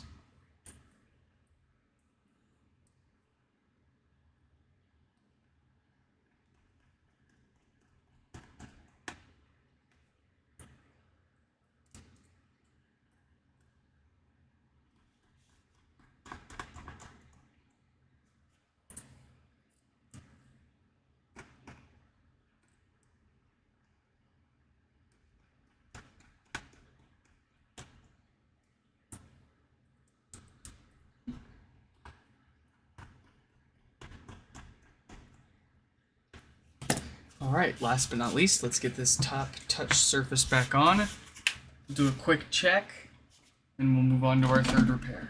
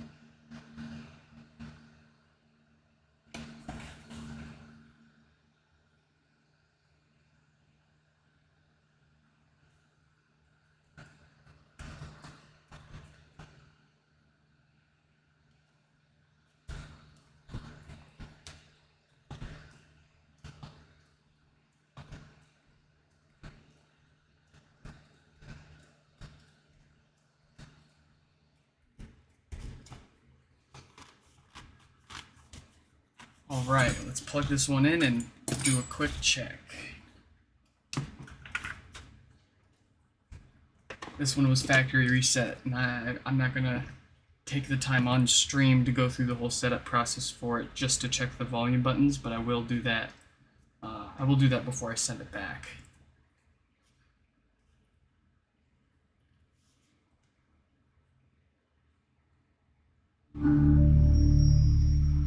Sounds great. Everything seems to work. So we've got our second pod here fixed up.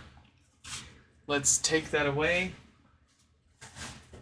Put that in its box. We'll break out our third pod for repair.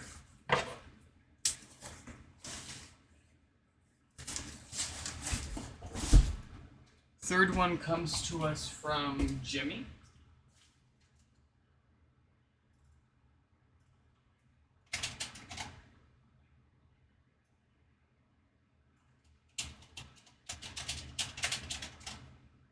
And up next we've got Jeff with crackling.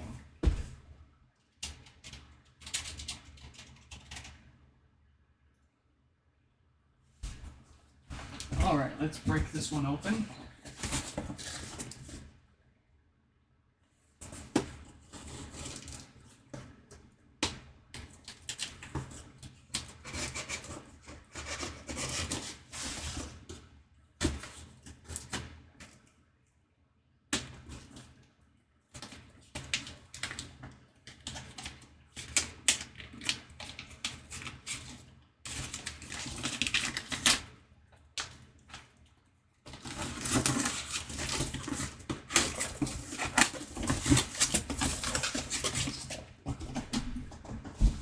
All right.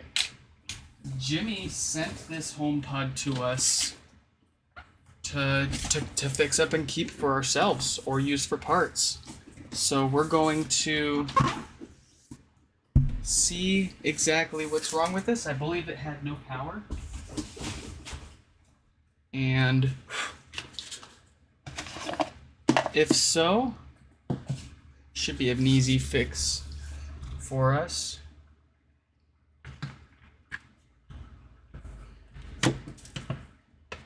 Let's plug this in. All right, no signs of life. So probably that diode that I preemptively replaced on those first two HomePods that we just fixed up, that's most likely shorted out and causing our no power issues here in this third one. And that's why I replaced that diode. I don't care if it still works when you send it in to me, it's gonna get replaced.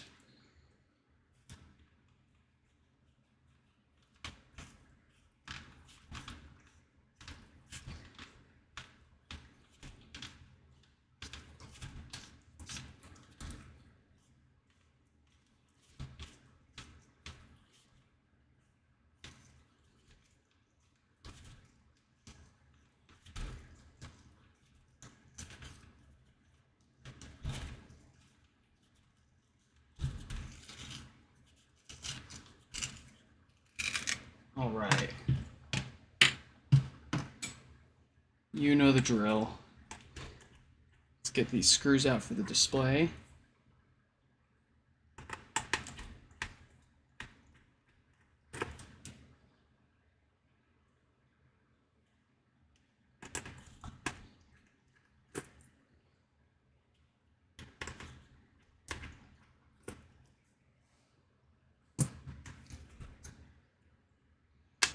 Pry that up. Make sure we're getting under both layers and not just that plastic layer with the adhesive. We want to get under the actual PCB. There we go.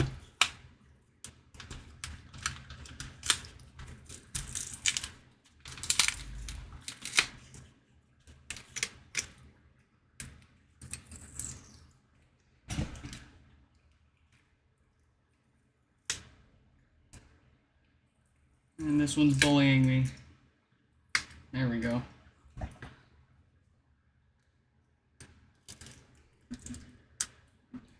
Got that display out of the way. Let's put this sticky stuff back down.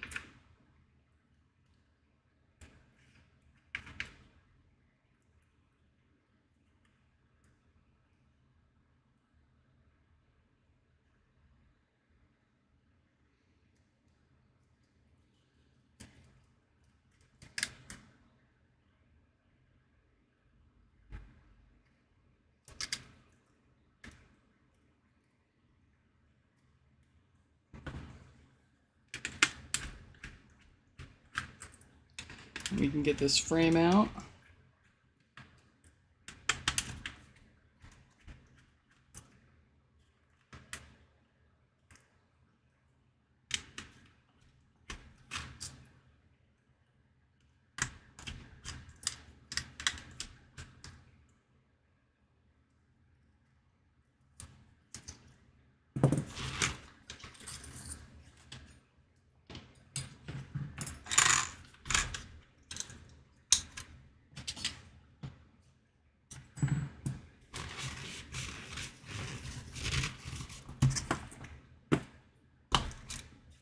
There we go. Let's get these rubber covers out.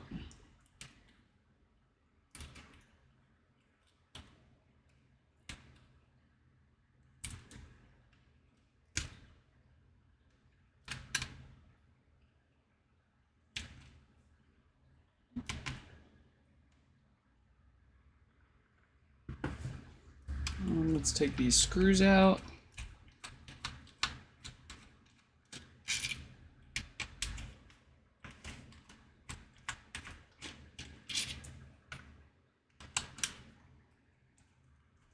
I gotta be honest, like the one time that somebody sent me a HomePod just completely like they didn't want to get it fixed for themselves. They just sent it in as like a donation to just to help out.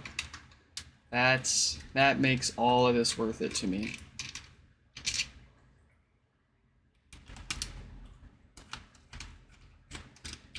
All the time that I've spent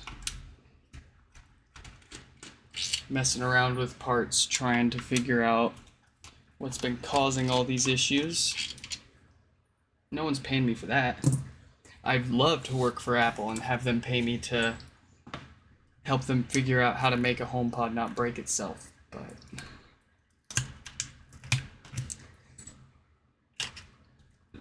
this is plenty good enough for me.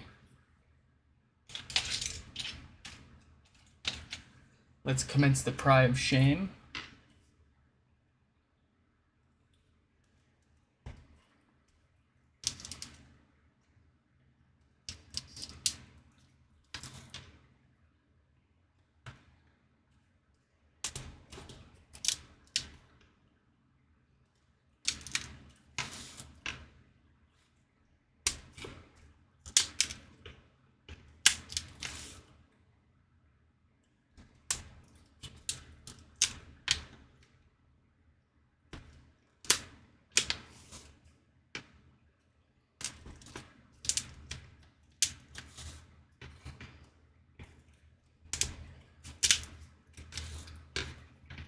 And we should be able to pull this off by hand now.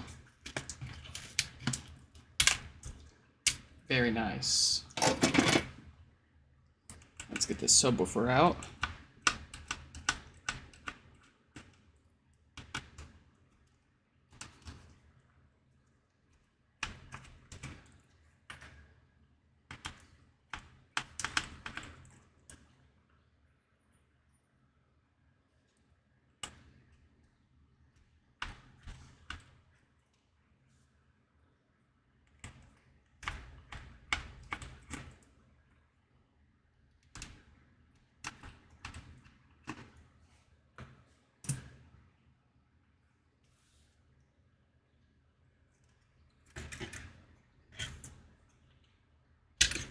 Alright, let's inspect the woofer. Looks great, feels great, smells great. Very good.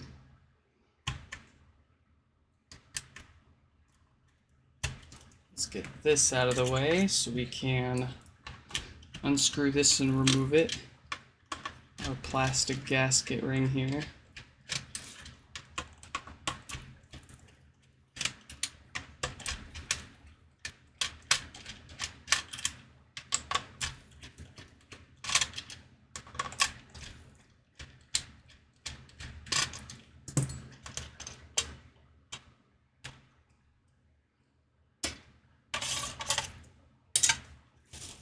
Alright, power supply time.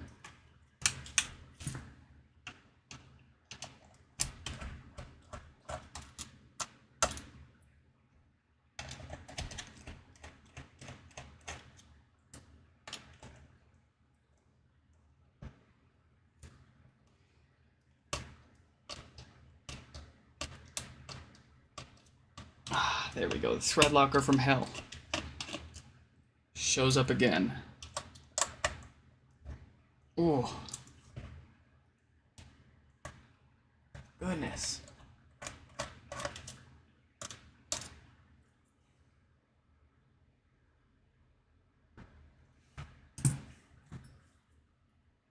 Let's get the power supply lifted out.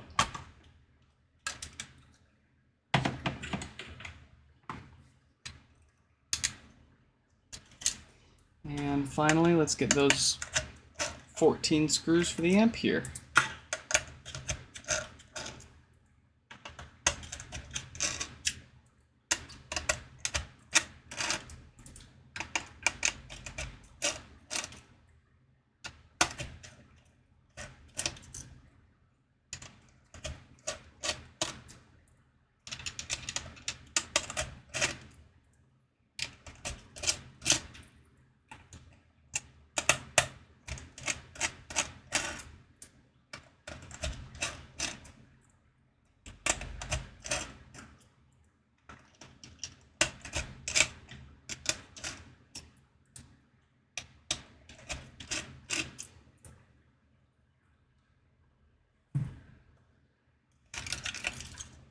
All right.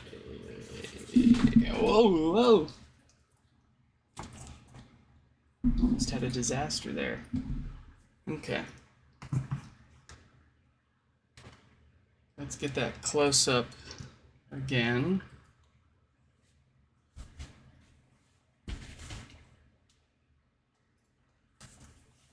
And we'll do just a quick inspection. Everything looks good. We've got a date code of 1746K on our diode there. This is most likely our culprit. But let's continue. Resistor right here looks fine. No issues on the back here. Cool. So let's get that diode replaced. If you were curious how to tell if that thing's even bad or not, you stick your meter in continuity mode, and then you'll take one probe and stick it on the bottom here. Doesn't matter if it's your positive or negative. And then you stick the other probe from your meter, and you test this pin, and then you test this pin. Doesn't matter which order, but most likely this diode will appear shorted if it's failed on both of these pins. So, usually the case for no power issues.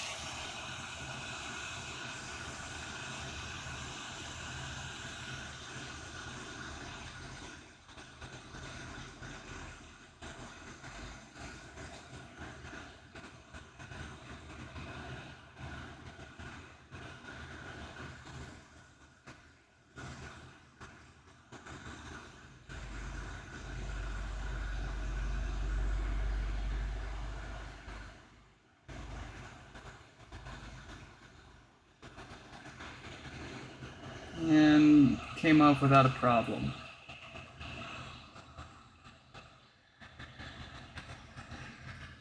Let's grab ourselves a new one.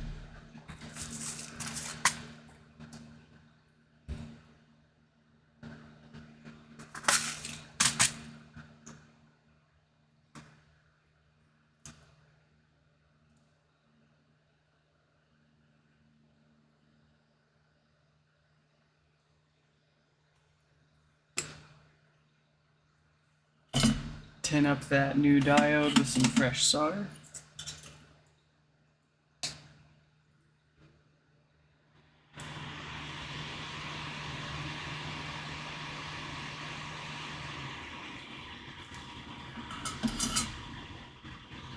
And let's drop this bad boy in.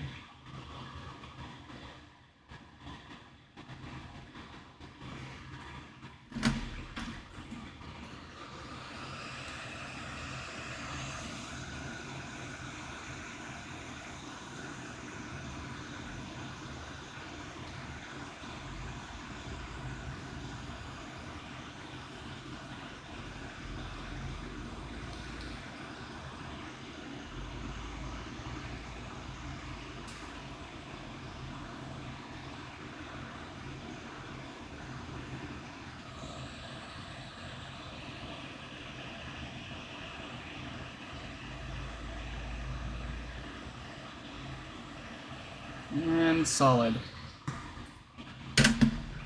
Very good. Let's clean that up, let it cool down for just a second, and we'll test for DC offset before we throw this together.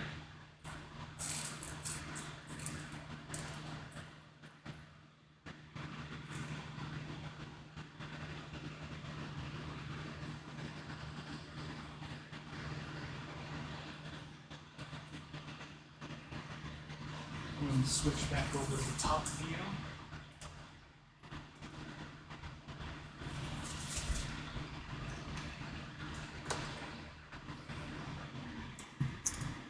Let's get a power supply.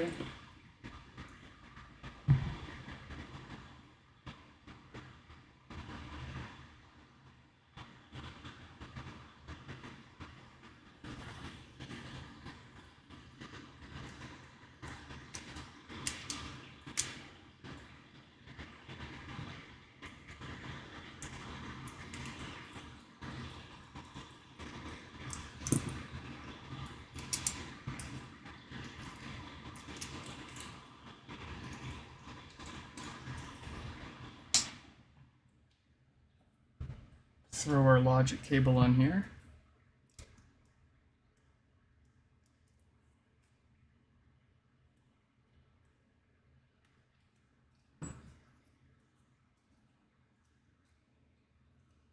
Throw a logic board on here. Connect our woofer. Turn our multimeter back on. Grab our power.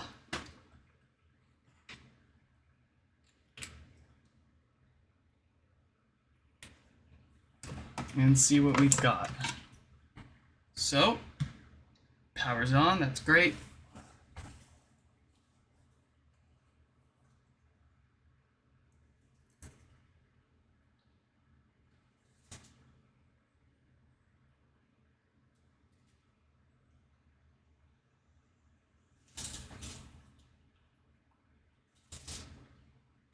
How much DC do we got?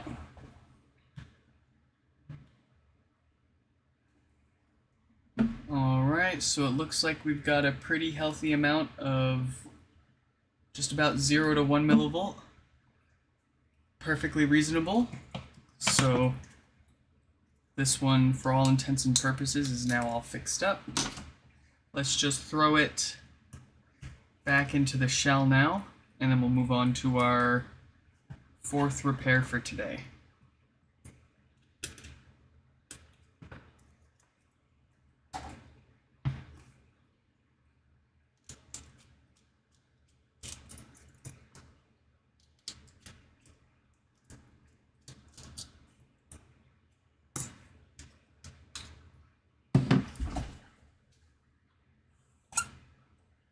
Here we go.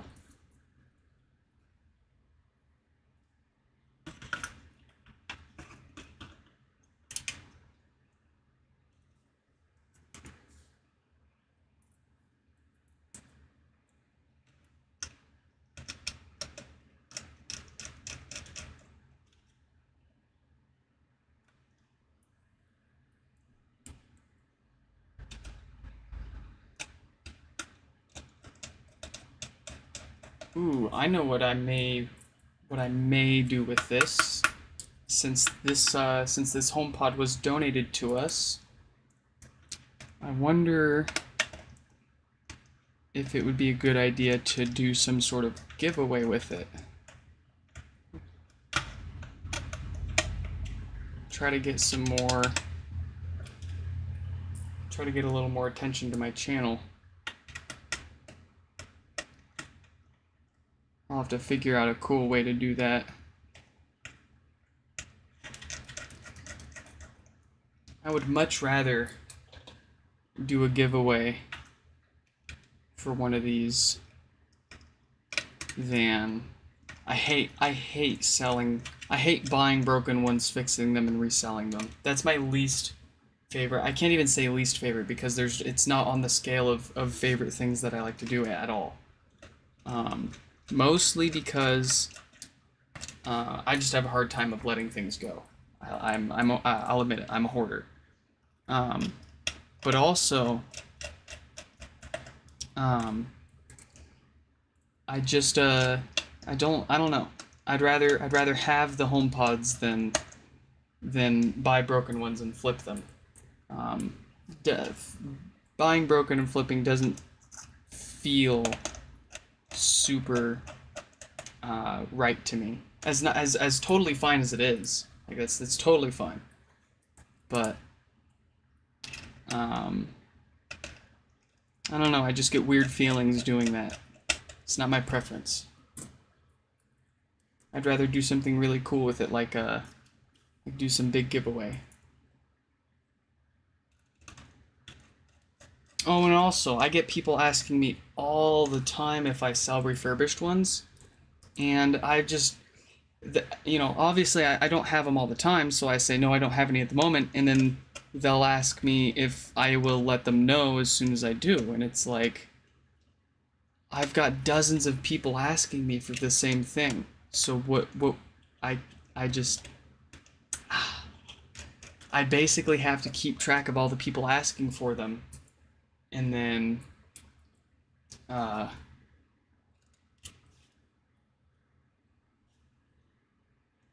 spacing out because I'm working at the same time here. But it would end up into this huge hassle. And I've already got enough work going on here with the repairs that come in at this point. Not sure I even have the time anymore to buy broken ones and fix them up for myself. Unless I can squeeze it in during a stream like we're doing right now.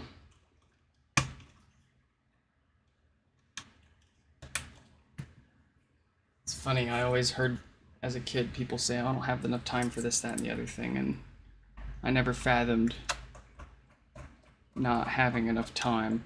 It's such a foreign concept to me, but now I don't have enough time in the day. If I didn't have to sleep, I wouldn't.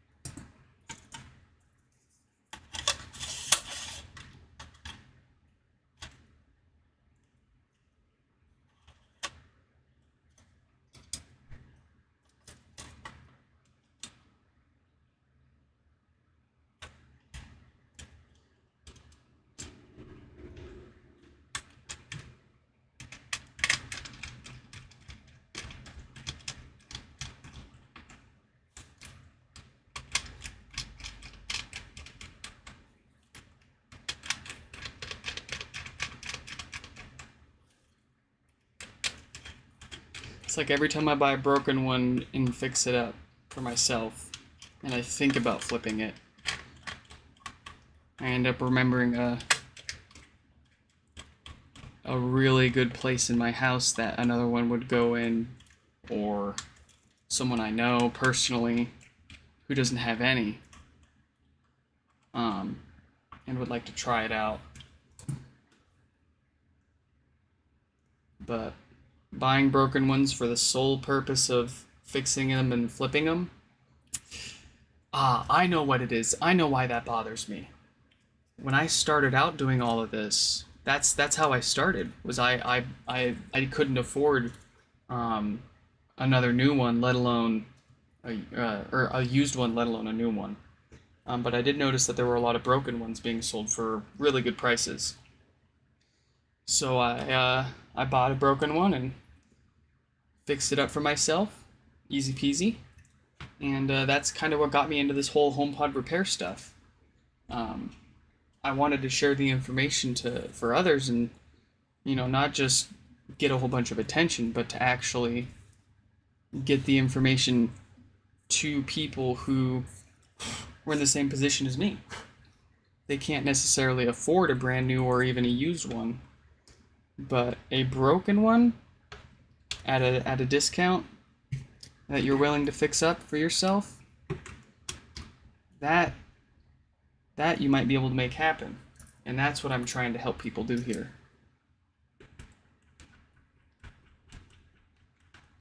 I even totally allow, like, if you find a broken one on eBay and you want to just mail it straight to me, like you want the eBay seller to send it straight to me, and then I'll fix it up and send it to you afterwards. I've done that for a few people before. Works out really well because they save on some of the shipping costs. They don't have to, buy it from the eBay seller, wait for it to ship to them, then ship it from them to me to fix it up, and pay for the shipping each way every time. They just drop ship it from eBay to me. I fix it and then I send it to them. I love fixing other people's stuff. I love fixing my own stuff too.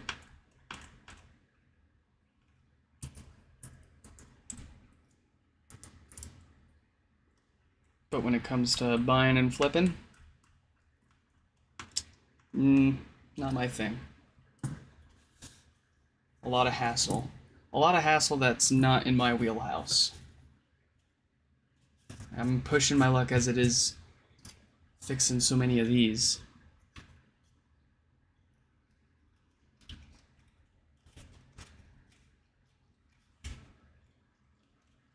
Cool.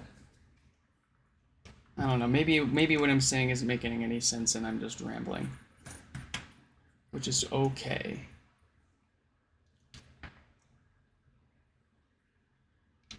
I think.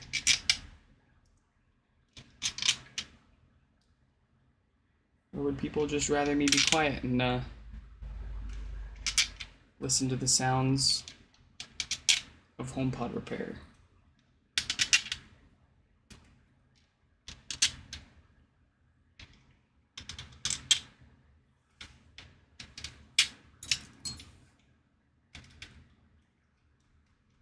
Wouldn't offend me either way. Makes my job easier. If you want me to just shut up and enjoy the sounds, then gives me a little more brain power to focus.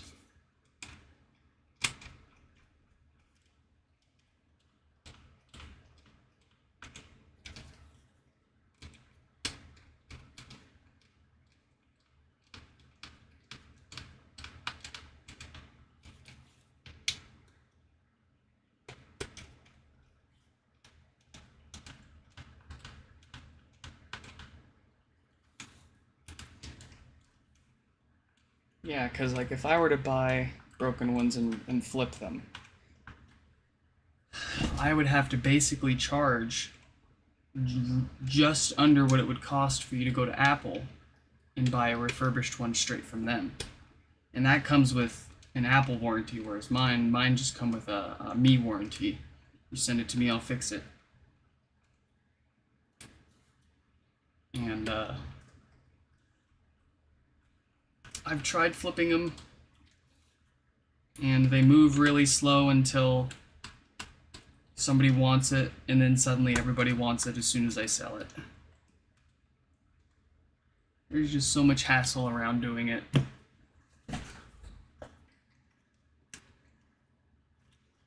Maybe if I like get a shop and have like employees and build out like a full real business, then yeah, I'll have the resources to buy broken ones and flip them, and maybe even resell them at a reasonable cost.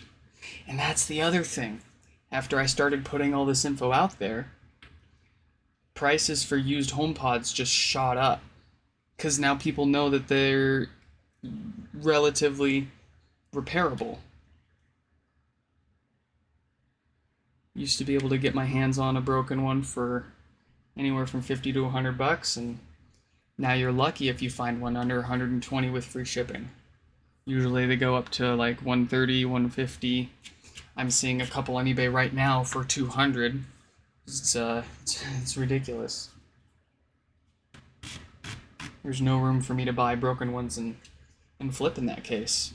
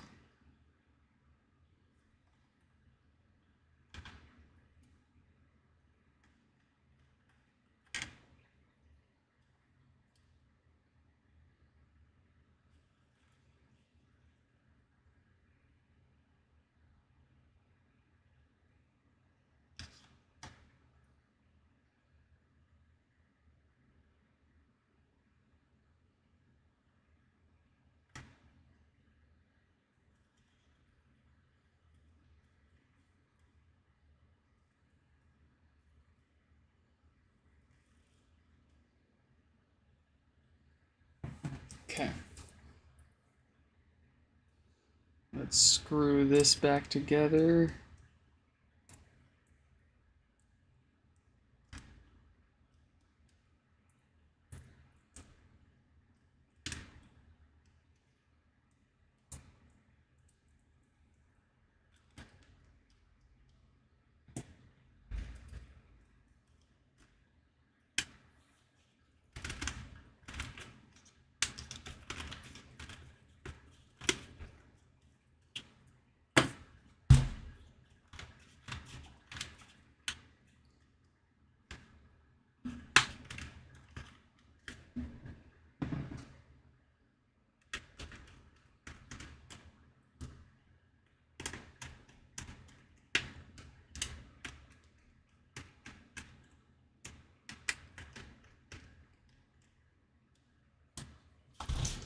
Alright, we are nearing the end of this pod.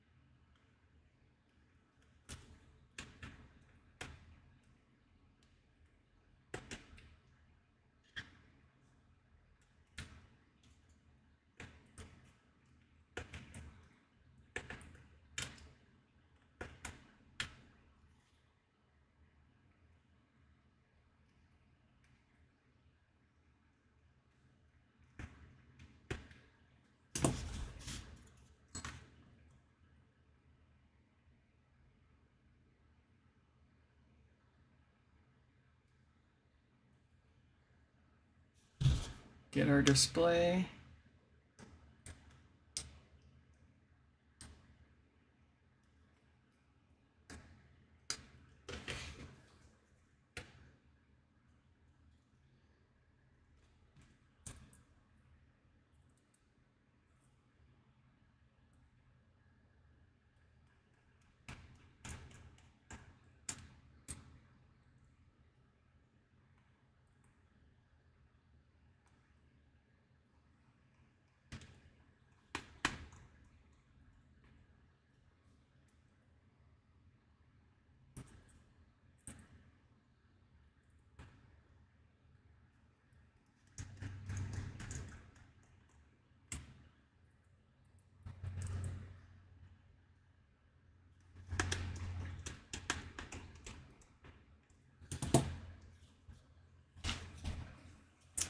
All right. Let's heat this display back on.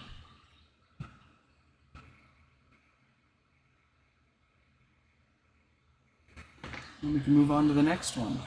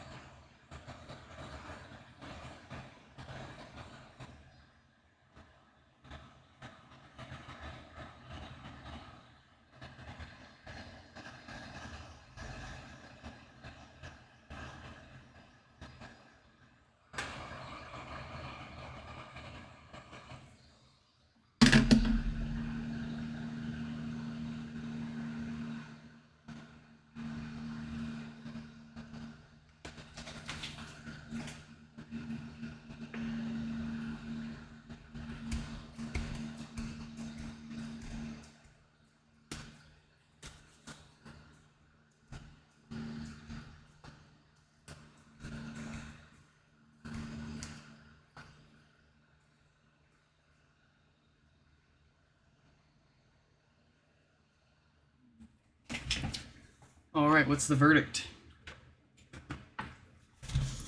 I mean, I think we all know by now what we've got here.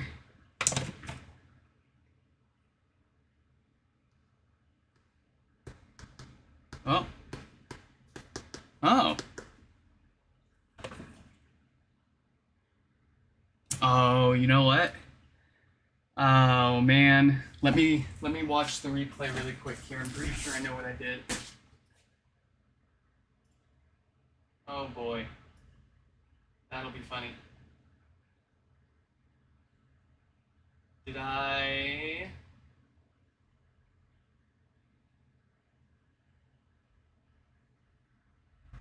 I don't remember reconnecting the logic cable to the amp board. Nope, I didn't. Lol. That's great. We'll have to take this one back apart and do that. I forgot to reconnect the logic board cable to the amp, and that's why it's not powering on.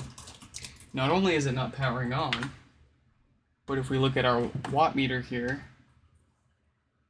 we've got 0 watts. So, and we had power draw before, so I'm certain that I just forgot to plug that cable back in. But for the sake of time, we're going to put this one now to the side. Also considering this one was sent in for donation, I'm not worried about getting this one fixed in a rush. So we're on a bit of a time crunch. Let's move on to the next one.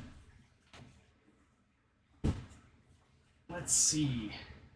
Number 4 is Jeff. His is crackling. And then after Jeff, we've got Trevor. And I'm not sure what's wrong with Trevor's.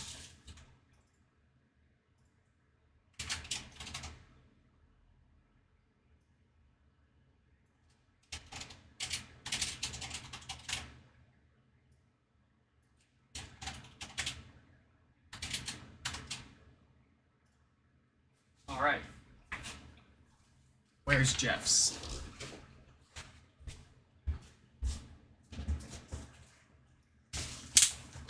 Here we go. Where is me knife? There we go.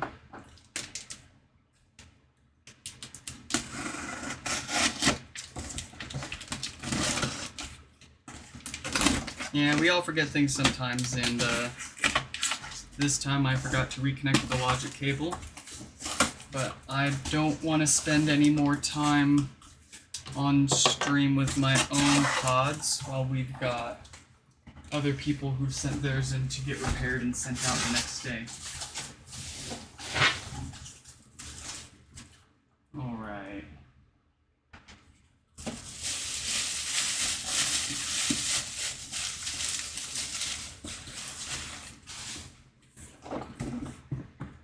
Let's take a look here.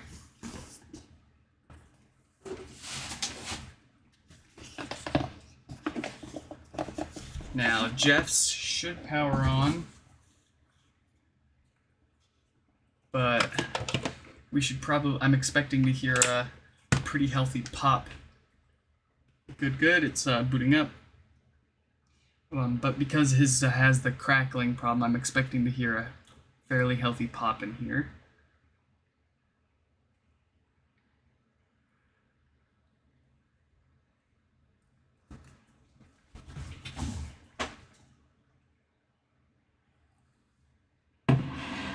Alright, what do we got? I'm having trouble connecting to the... Yeah, that's a pop. And listen to that when I unplug it. Yeah. Dunk. That's what it sounds like. Dunk.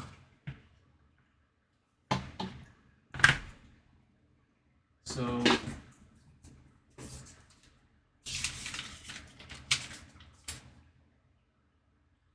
Oh, perfect. They included a note with their return mailing address. That makes it a little easier for me. One less back and forth. One less back and forth email. All right. Let's get the top off here.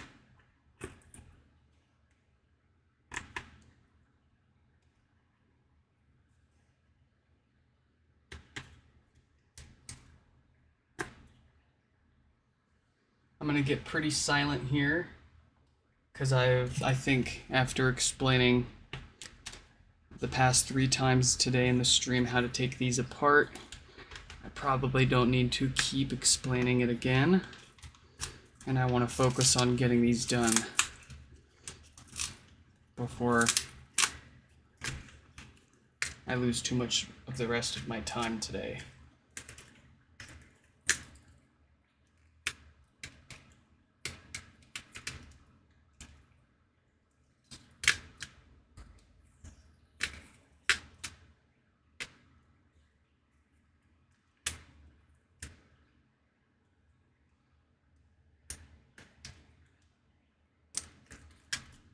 Okay.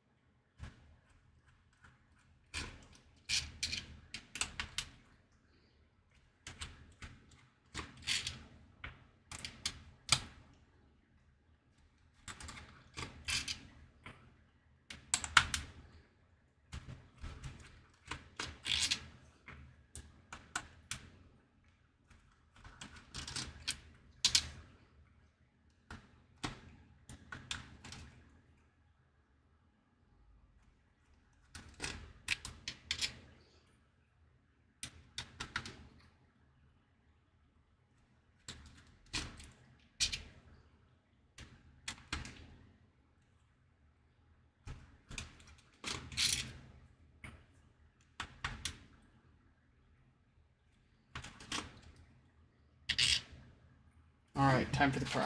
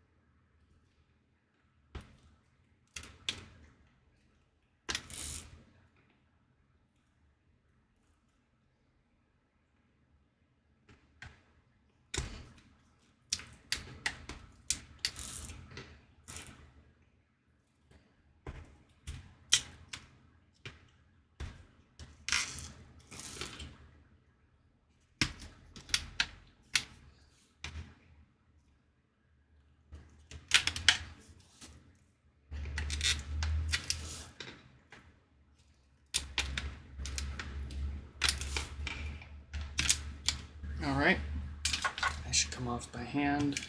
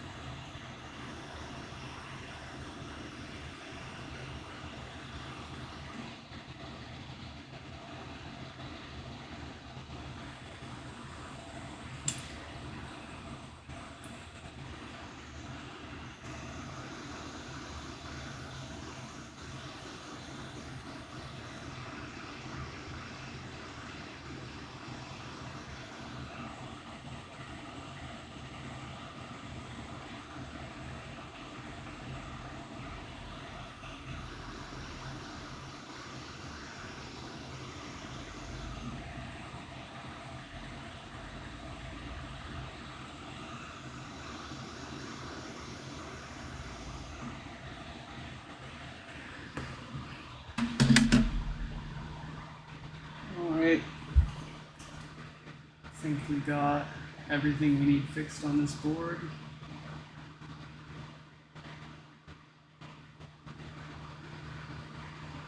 So clean that up really quick and throw it back together.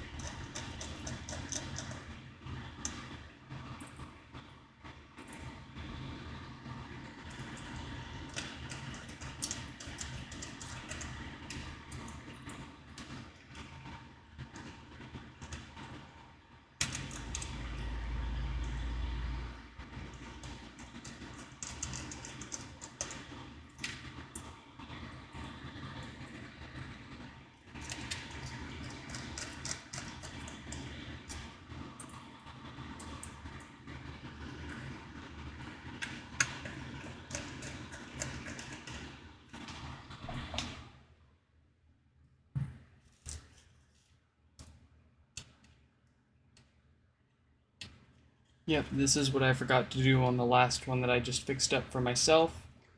Put that logic cable back in there. Don't forget this, because then you gotta tear the whole thing apart like what I'm gonna have to do later with that one that got sent in for donation. I'm gonna have to go back in there and reconnect that little cable. That's what's stopping us from powering it on. Silly me. I love how I don't remember to do it, but I remember that I didn't remember to do it. That's good stuff. Classic human.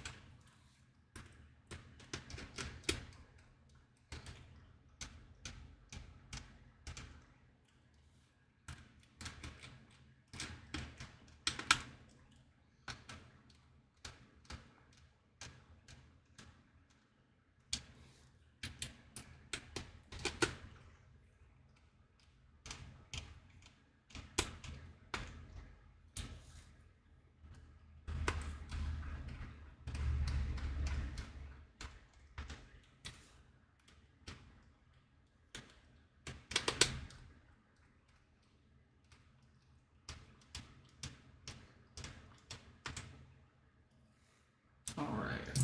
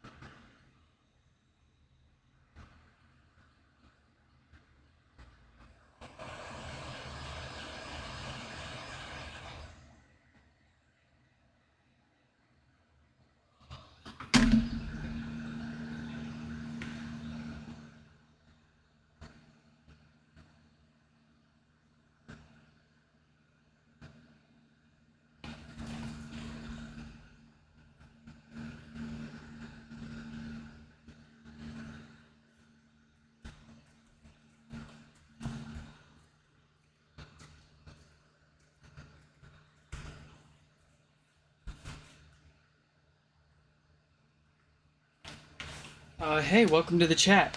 I just saw your message. 5 of the 6 were mail-in repairs for other people, and the last one that we just finished, that I forgot to reconnect the logic cable on it on the inside, that one was sent in for donation. I went on a little mini rant earlier about why I don't buy broken ones and flip them. Basically, it's just not. Basically, I just don't really do that kind of thing. I would much rather take repairs in and fix them for people as opposed to buying broken ones and reselling them. I originally started doing all of this with the idea that put the information out there and people can afford finally a way to get into one or a handful of HomePods by buying broken ones and fixing them up for themselves. So if I'm out there scooping up all of the cheap broken ones, then that doesn't really leave much opportunity for other people. So yeah, that's pretty much why I don't really like to refurbish and reflip them. I'd much rather people send theirs in and do the repairs instead of flip. Cool. That one's booting up. Got it all fixed up. Let's just do the sanity checks once that boots up.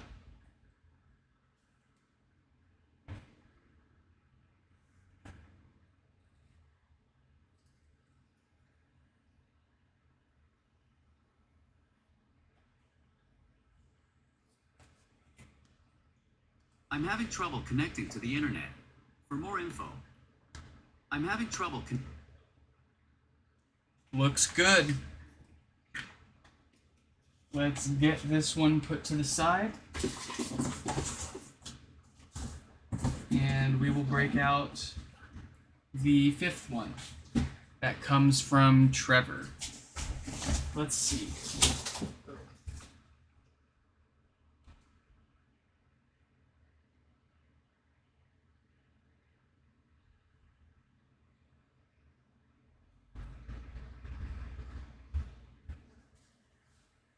Let's see.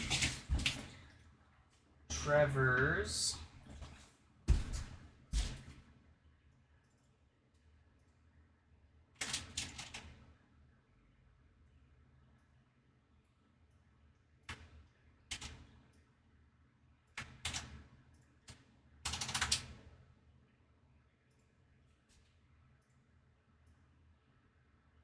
There we go.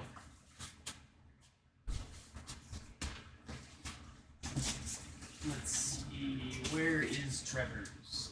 Here we go.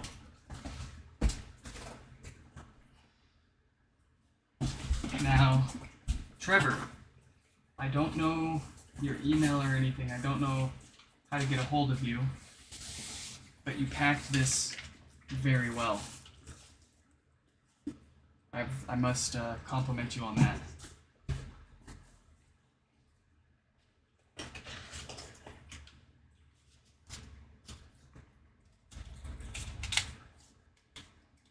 Actually, we're gonna leave this intact.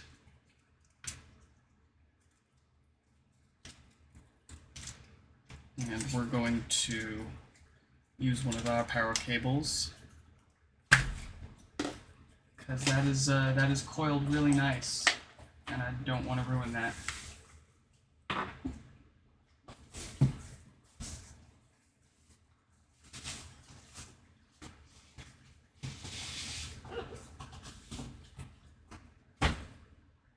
Okay, let's get a power cable here and find out what exactly is going on with this pod, because I don't know who sent it or what's wrong with it.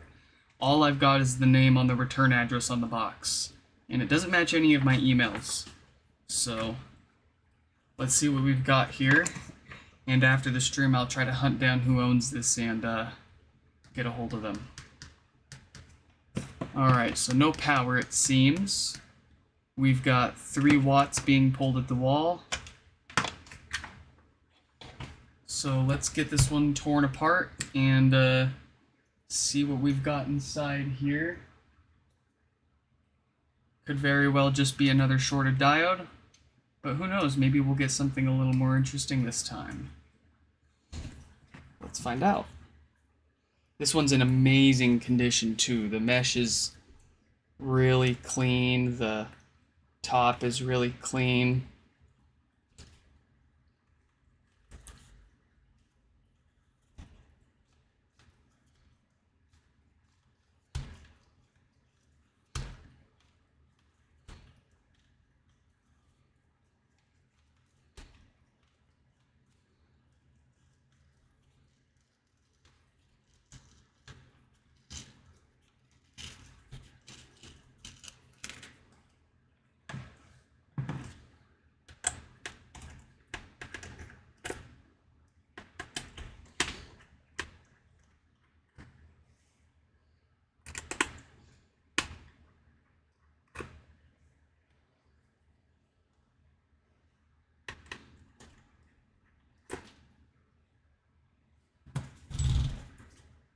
We're going to try to speed run these last two here,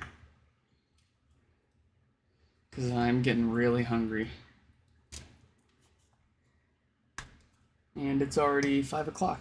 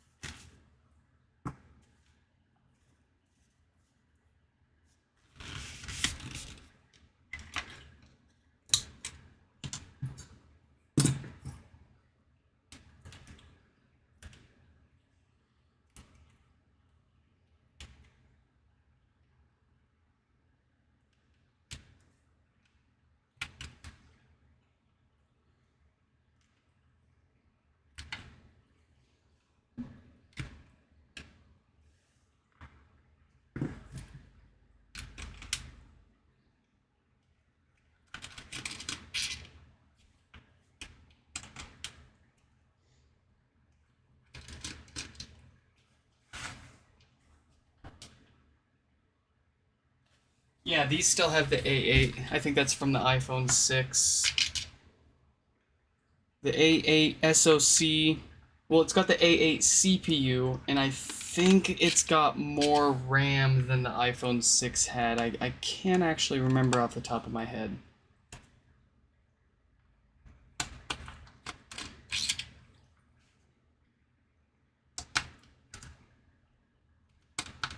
So all things considered, you know, if you look at the when Apple discontinued support for the iPhone 6, compare that to the fact that they're still supporting the original HomePod with the same CPU. I think that's a little interesting.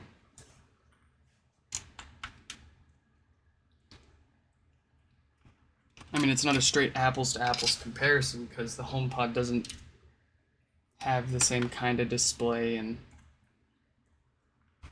responsibilities that an iPhone has. So I imagine the load is significantly less than if it was an actual iPhone.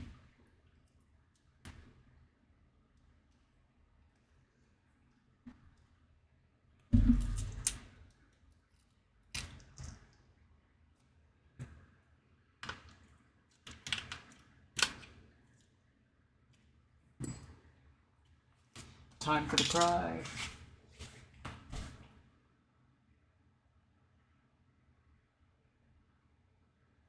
Yeah, I'm pretty sure iOS 15 was when the iPhone 6 got dropped.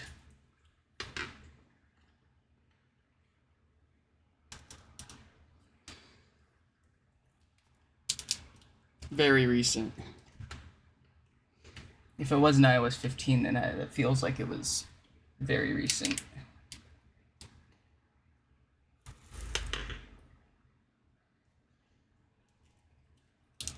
Which means, since it uses the A8, it is just as vulnerable to the checkmate exploits that any other A8-based iOS device is currently vulnerable to.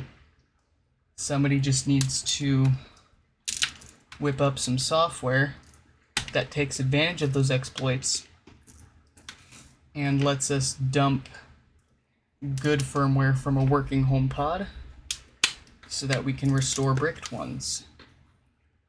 That would be good.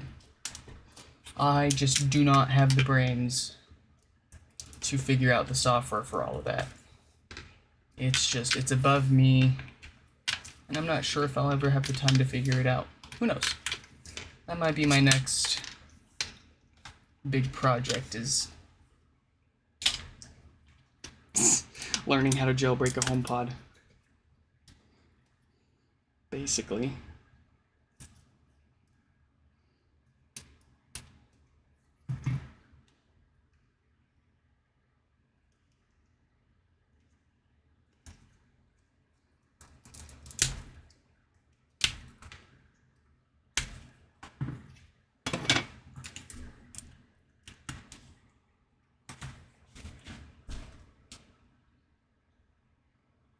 Yeah, checkmate.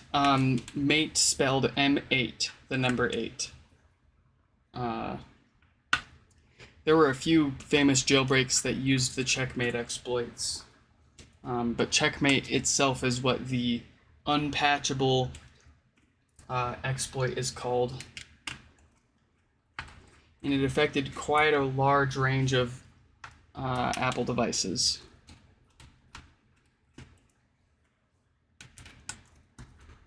Someone, I believe, actually used checkmate to jailbreak their HomePod, but it doesn't appear that any of that stuff supports. Well, I actually think that guy released his jailbreak for the HomePod. I'm not sure. I can't remember, and if he did, I already tried it and couldn't get it to work. It's been so long since I last messed with the software on these things.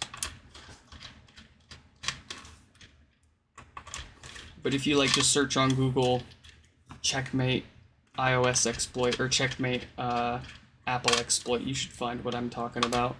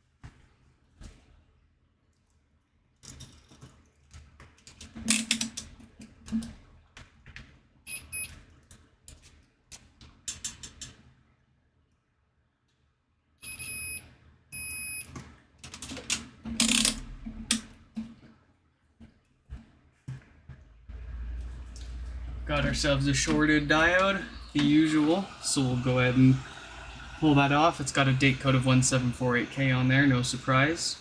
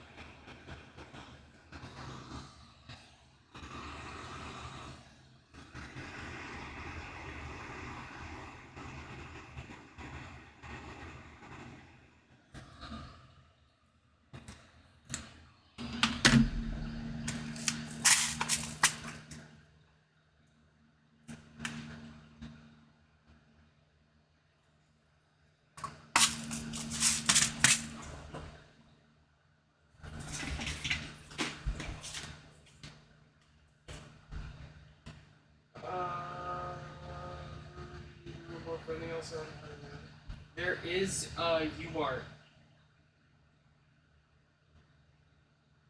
All I'll do with HomePod is I ask it to create reminders. Just there, you need a reminder. Yeah, so the HomePod on the bottom, if you flip it upside down and you remove the rubber foot on the bottom, it'll expose the debug connector on the bottom. If you look up HomePod UART USB on GitHub, you'll find the project of the guy who documented the pinout of this debug connector. And you can either connect to this via UART or USB. It depends on which pins you connect to, it'll put it in that mode. And that's about as far as I've been able to get. You can connect it to your Mac, and it'll show up. It'll show up on your Mac, and the Finder even gives you like a restore button. But when you click restore, it can't find any software, and of course there's nowhere to download the HomePod software, only the minis. So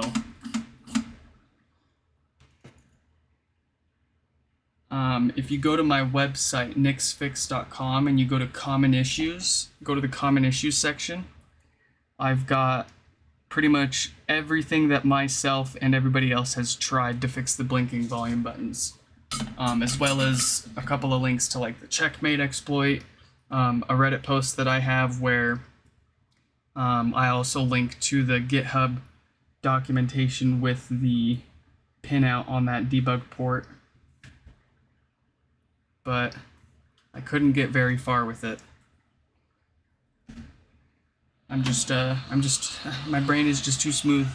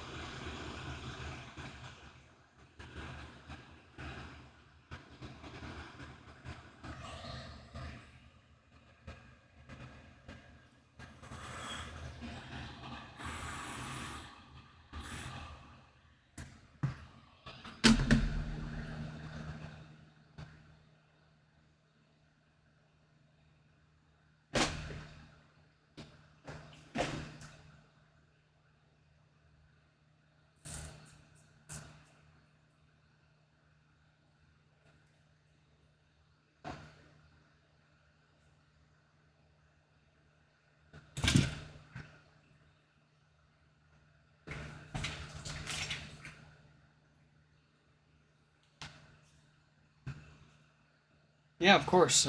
No worries here. Good luck if you're trying to do anything with it. Godspeed. I wish you all the luck. We're all counting on you.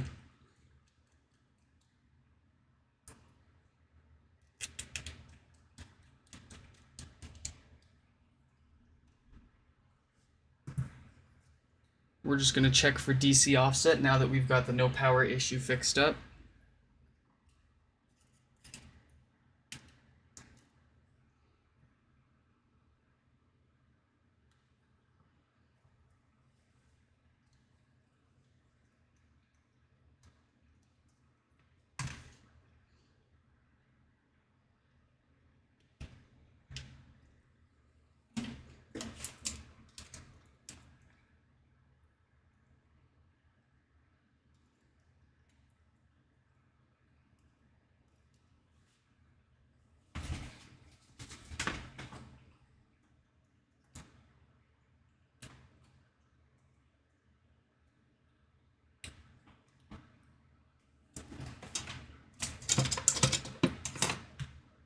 Cool, powering up.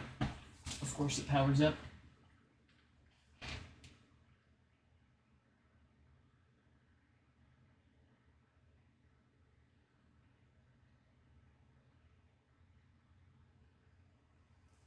As smart speakers, I can't agree or disagree with you that the Google and Alexas are better or worse because I've personally never actually used them. But as just a pure audio speaker, I can't disagree more that the HomePod's got to be the best sounding smart speaker that I've personally heard for $300 or less. Considering it's got the omnidirectional sound and the dedicated subwoofer, no other $300 or less speaker does that.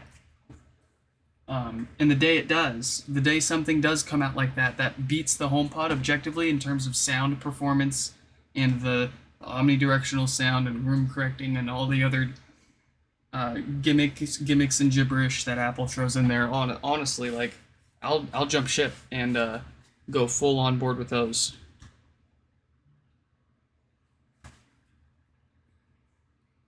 Okay, so we've got 32 millivolts and slowly rising.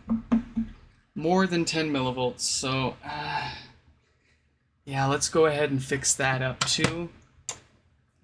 We don't want any crackling or DC offset to be plaguing this person.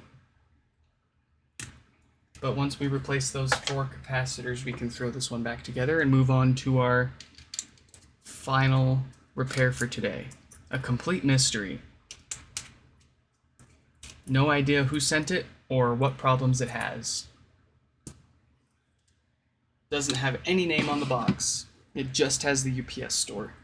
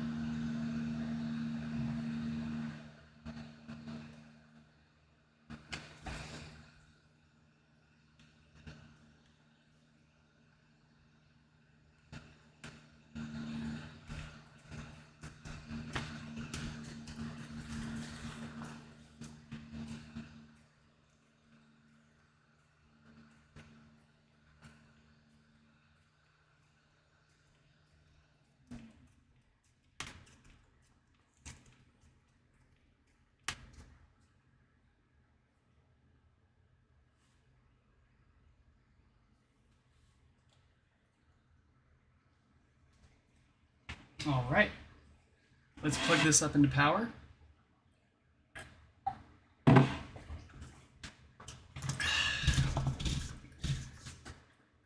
Do some quick sanity checks.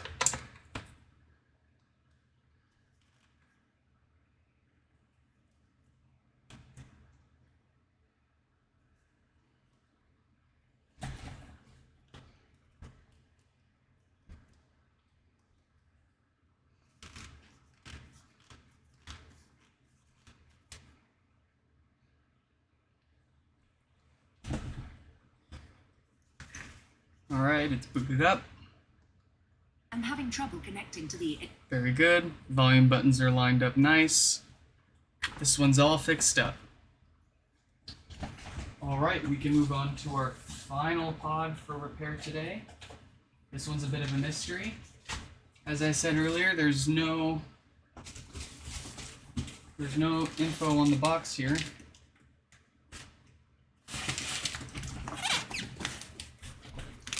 Pretty much the UPS store. I have no idea whose this is or what's wrong with it. So let's find out together. Let me update our status here.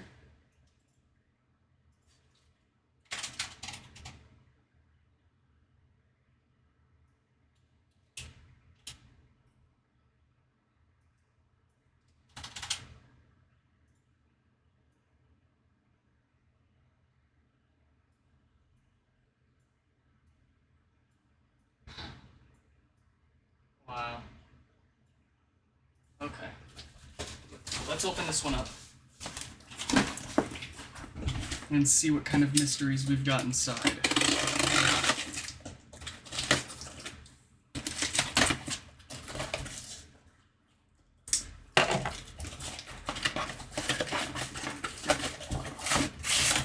Oh, we have a printout with our email conversation. Awesome. So I know whose this is. This is Tony's. And they have death farts and random popping noises. Alright. That's good. I'm glad I didn't have to spend a long time trying to figure out whose this was.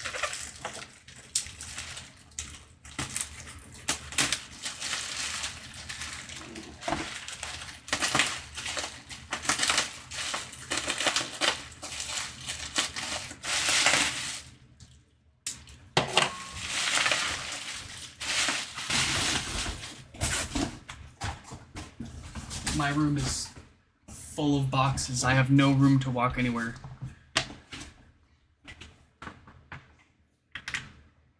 Alright, let's see what we got here. It's booting up.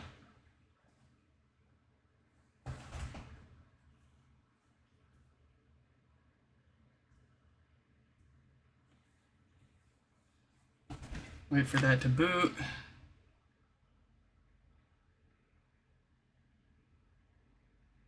And I'm having trouble connecting. that's a healthy pop. Let's listen to it as we unplug it. Yeah. Pretty indicative of that classic DC offset as a result of those failing capacitors on the amp. So let's get our tools here and crack this one open. Our final repair for today.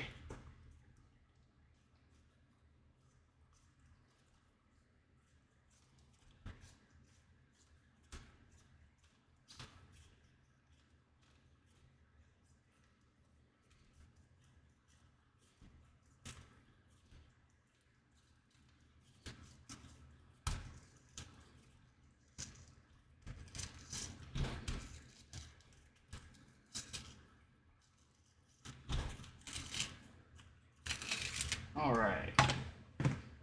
You know the drill.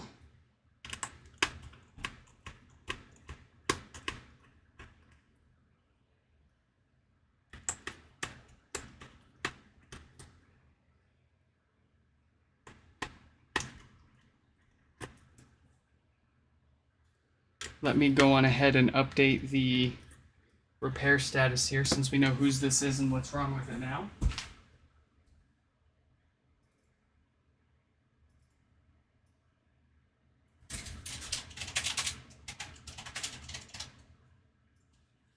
All right.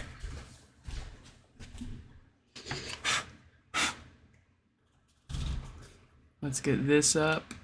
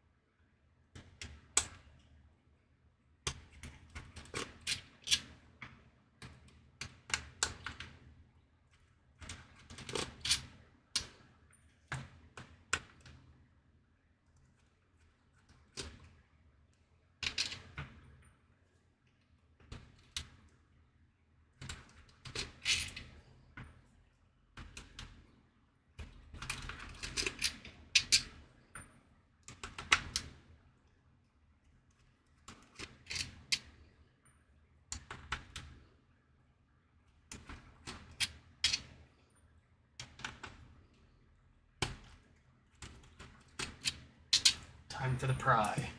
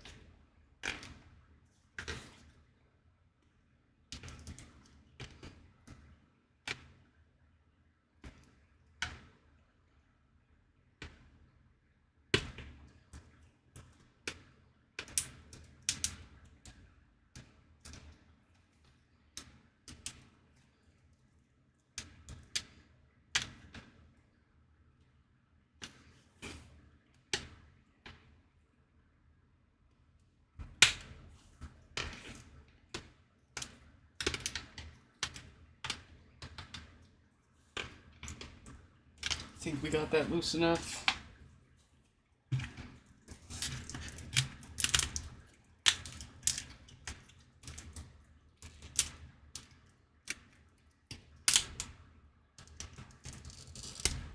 All right.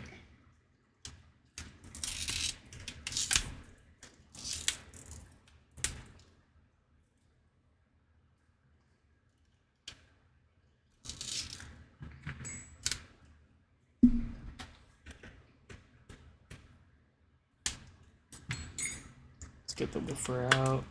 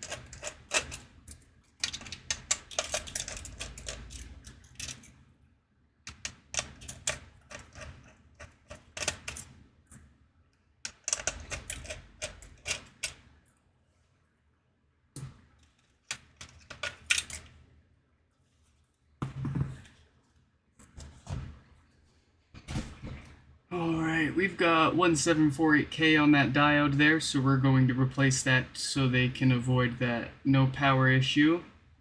And then of course we'll replace their filtering capacitors to get rid of that DC offset causing their death farts and loud popping. And then we'll throw this one back together.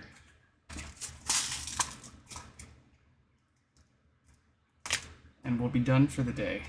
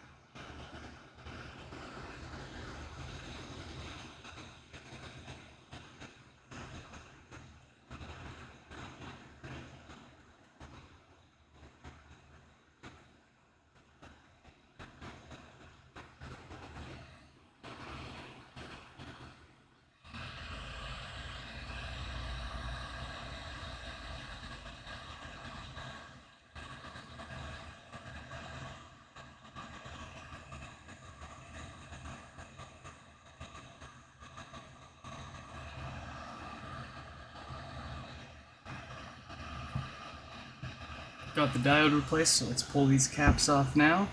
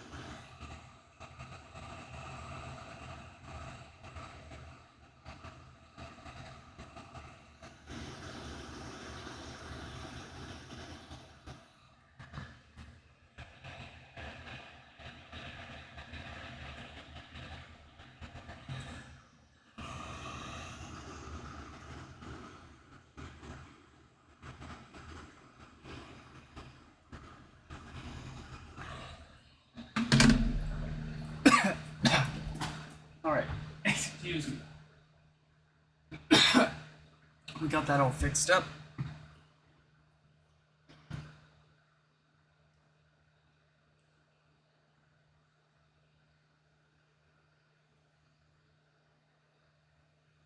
Let us bring the shell back into the picture here and throw this bad boy back together.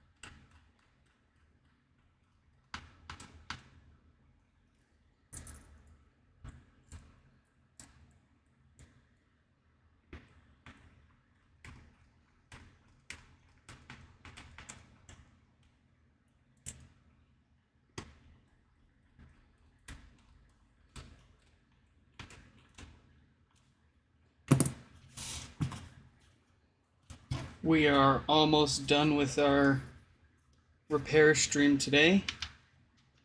Just get this basket on, just a few more pieces, and we'll be free.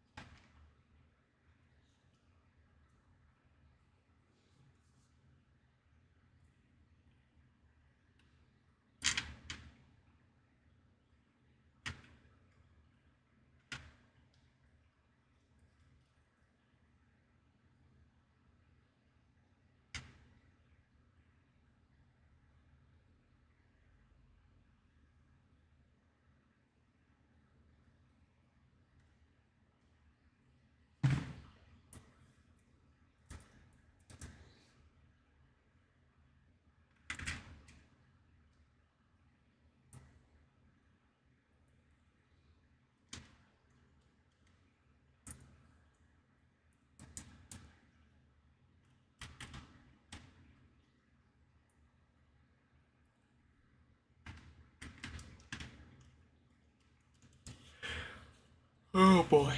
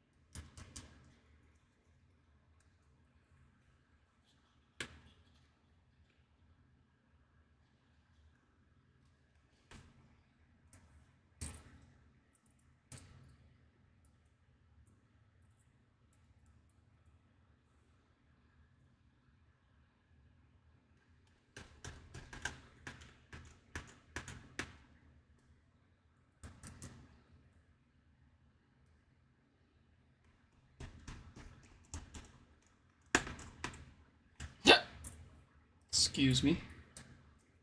I'm getting excited here. We're almost done.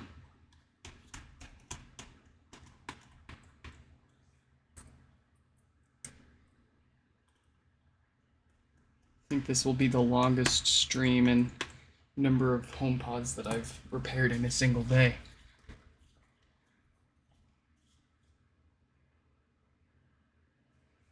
I was not expecting, when I went to the UPS store today to pick up my packages at the time, I was only expecting like 1 or 2.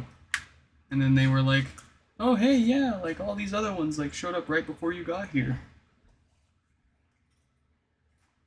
Jeez. So many HomePods, so little time.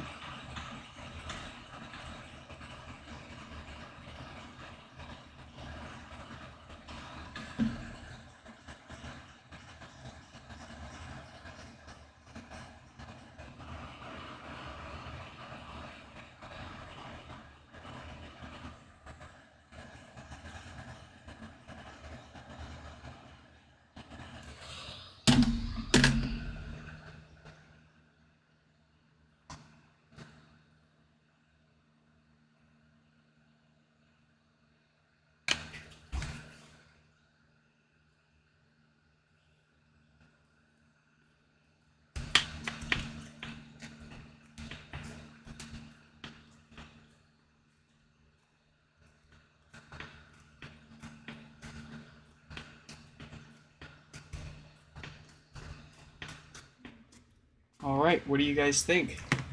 We get them all fixed? Is this all good to go? Or did we goof? I say we got it. Yeah. We'll do the usual checks once this boots up. How long did that one take me to fix? I'll have to go back and check. That might have been my fastest one yet.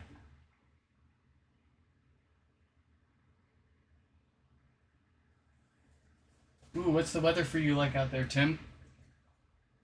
It's pretty hot over here. I don't know if I would be, if I would have been out walking. Well, you just joined on the tail end of, the last repair that we've got here today. We're just checking over it and making sure we're all good to go. So, let's see. I'm having trouble connecting to We've definitely got sound. That's really loud. Let's check if the volume buttons line up. I'm having trouble. And indeed they do. So we've got all of our pods that came in today fixed up without a problem. Well, with the exception of the one that was donated. I goofed that one up a little bit, but we'll go back and I'll make another stream tomorrow and we can go back in there and I'll show you exactly what I forgot. It's just the logic board cable on the amplifier board. I forgot to plug it back in. So that said, we got all the ones that clients have sent in today for repaired, fixed up. I'm having trouble. No problems. Oof. Let's see. We've been going for 4.5 hours. That's a heck of a stream if you ask me. Well, I hope you all enjoyed this really long stream. We got a whole bunch of stuff fixed up today. If you have any questions or comments, feel free to drop that down in the comments, of course. If you want to get your own pod fixed, check out my website, nixfix.com, where I've got all the information you need to either fix your own or mail yours in for repair so you can see the same thing up here. So, thank you all for watching, and I'll catch you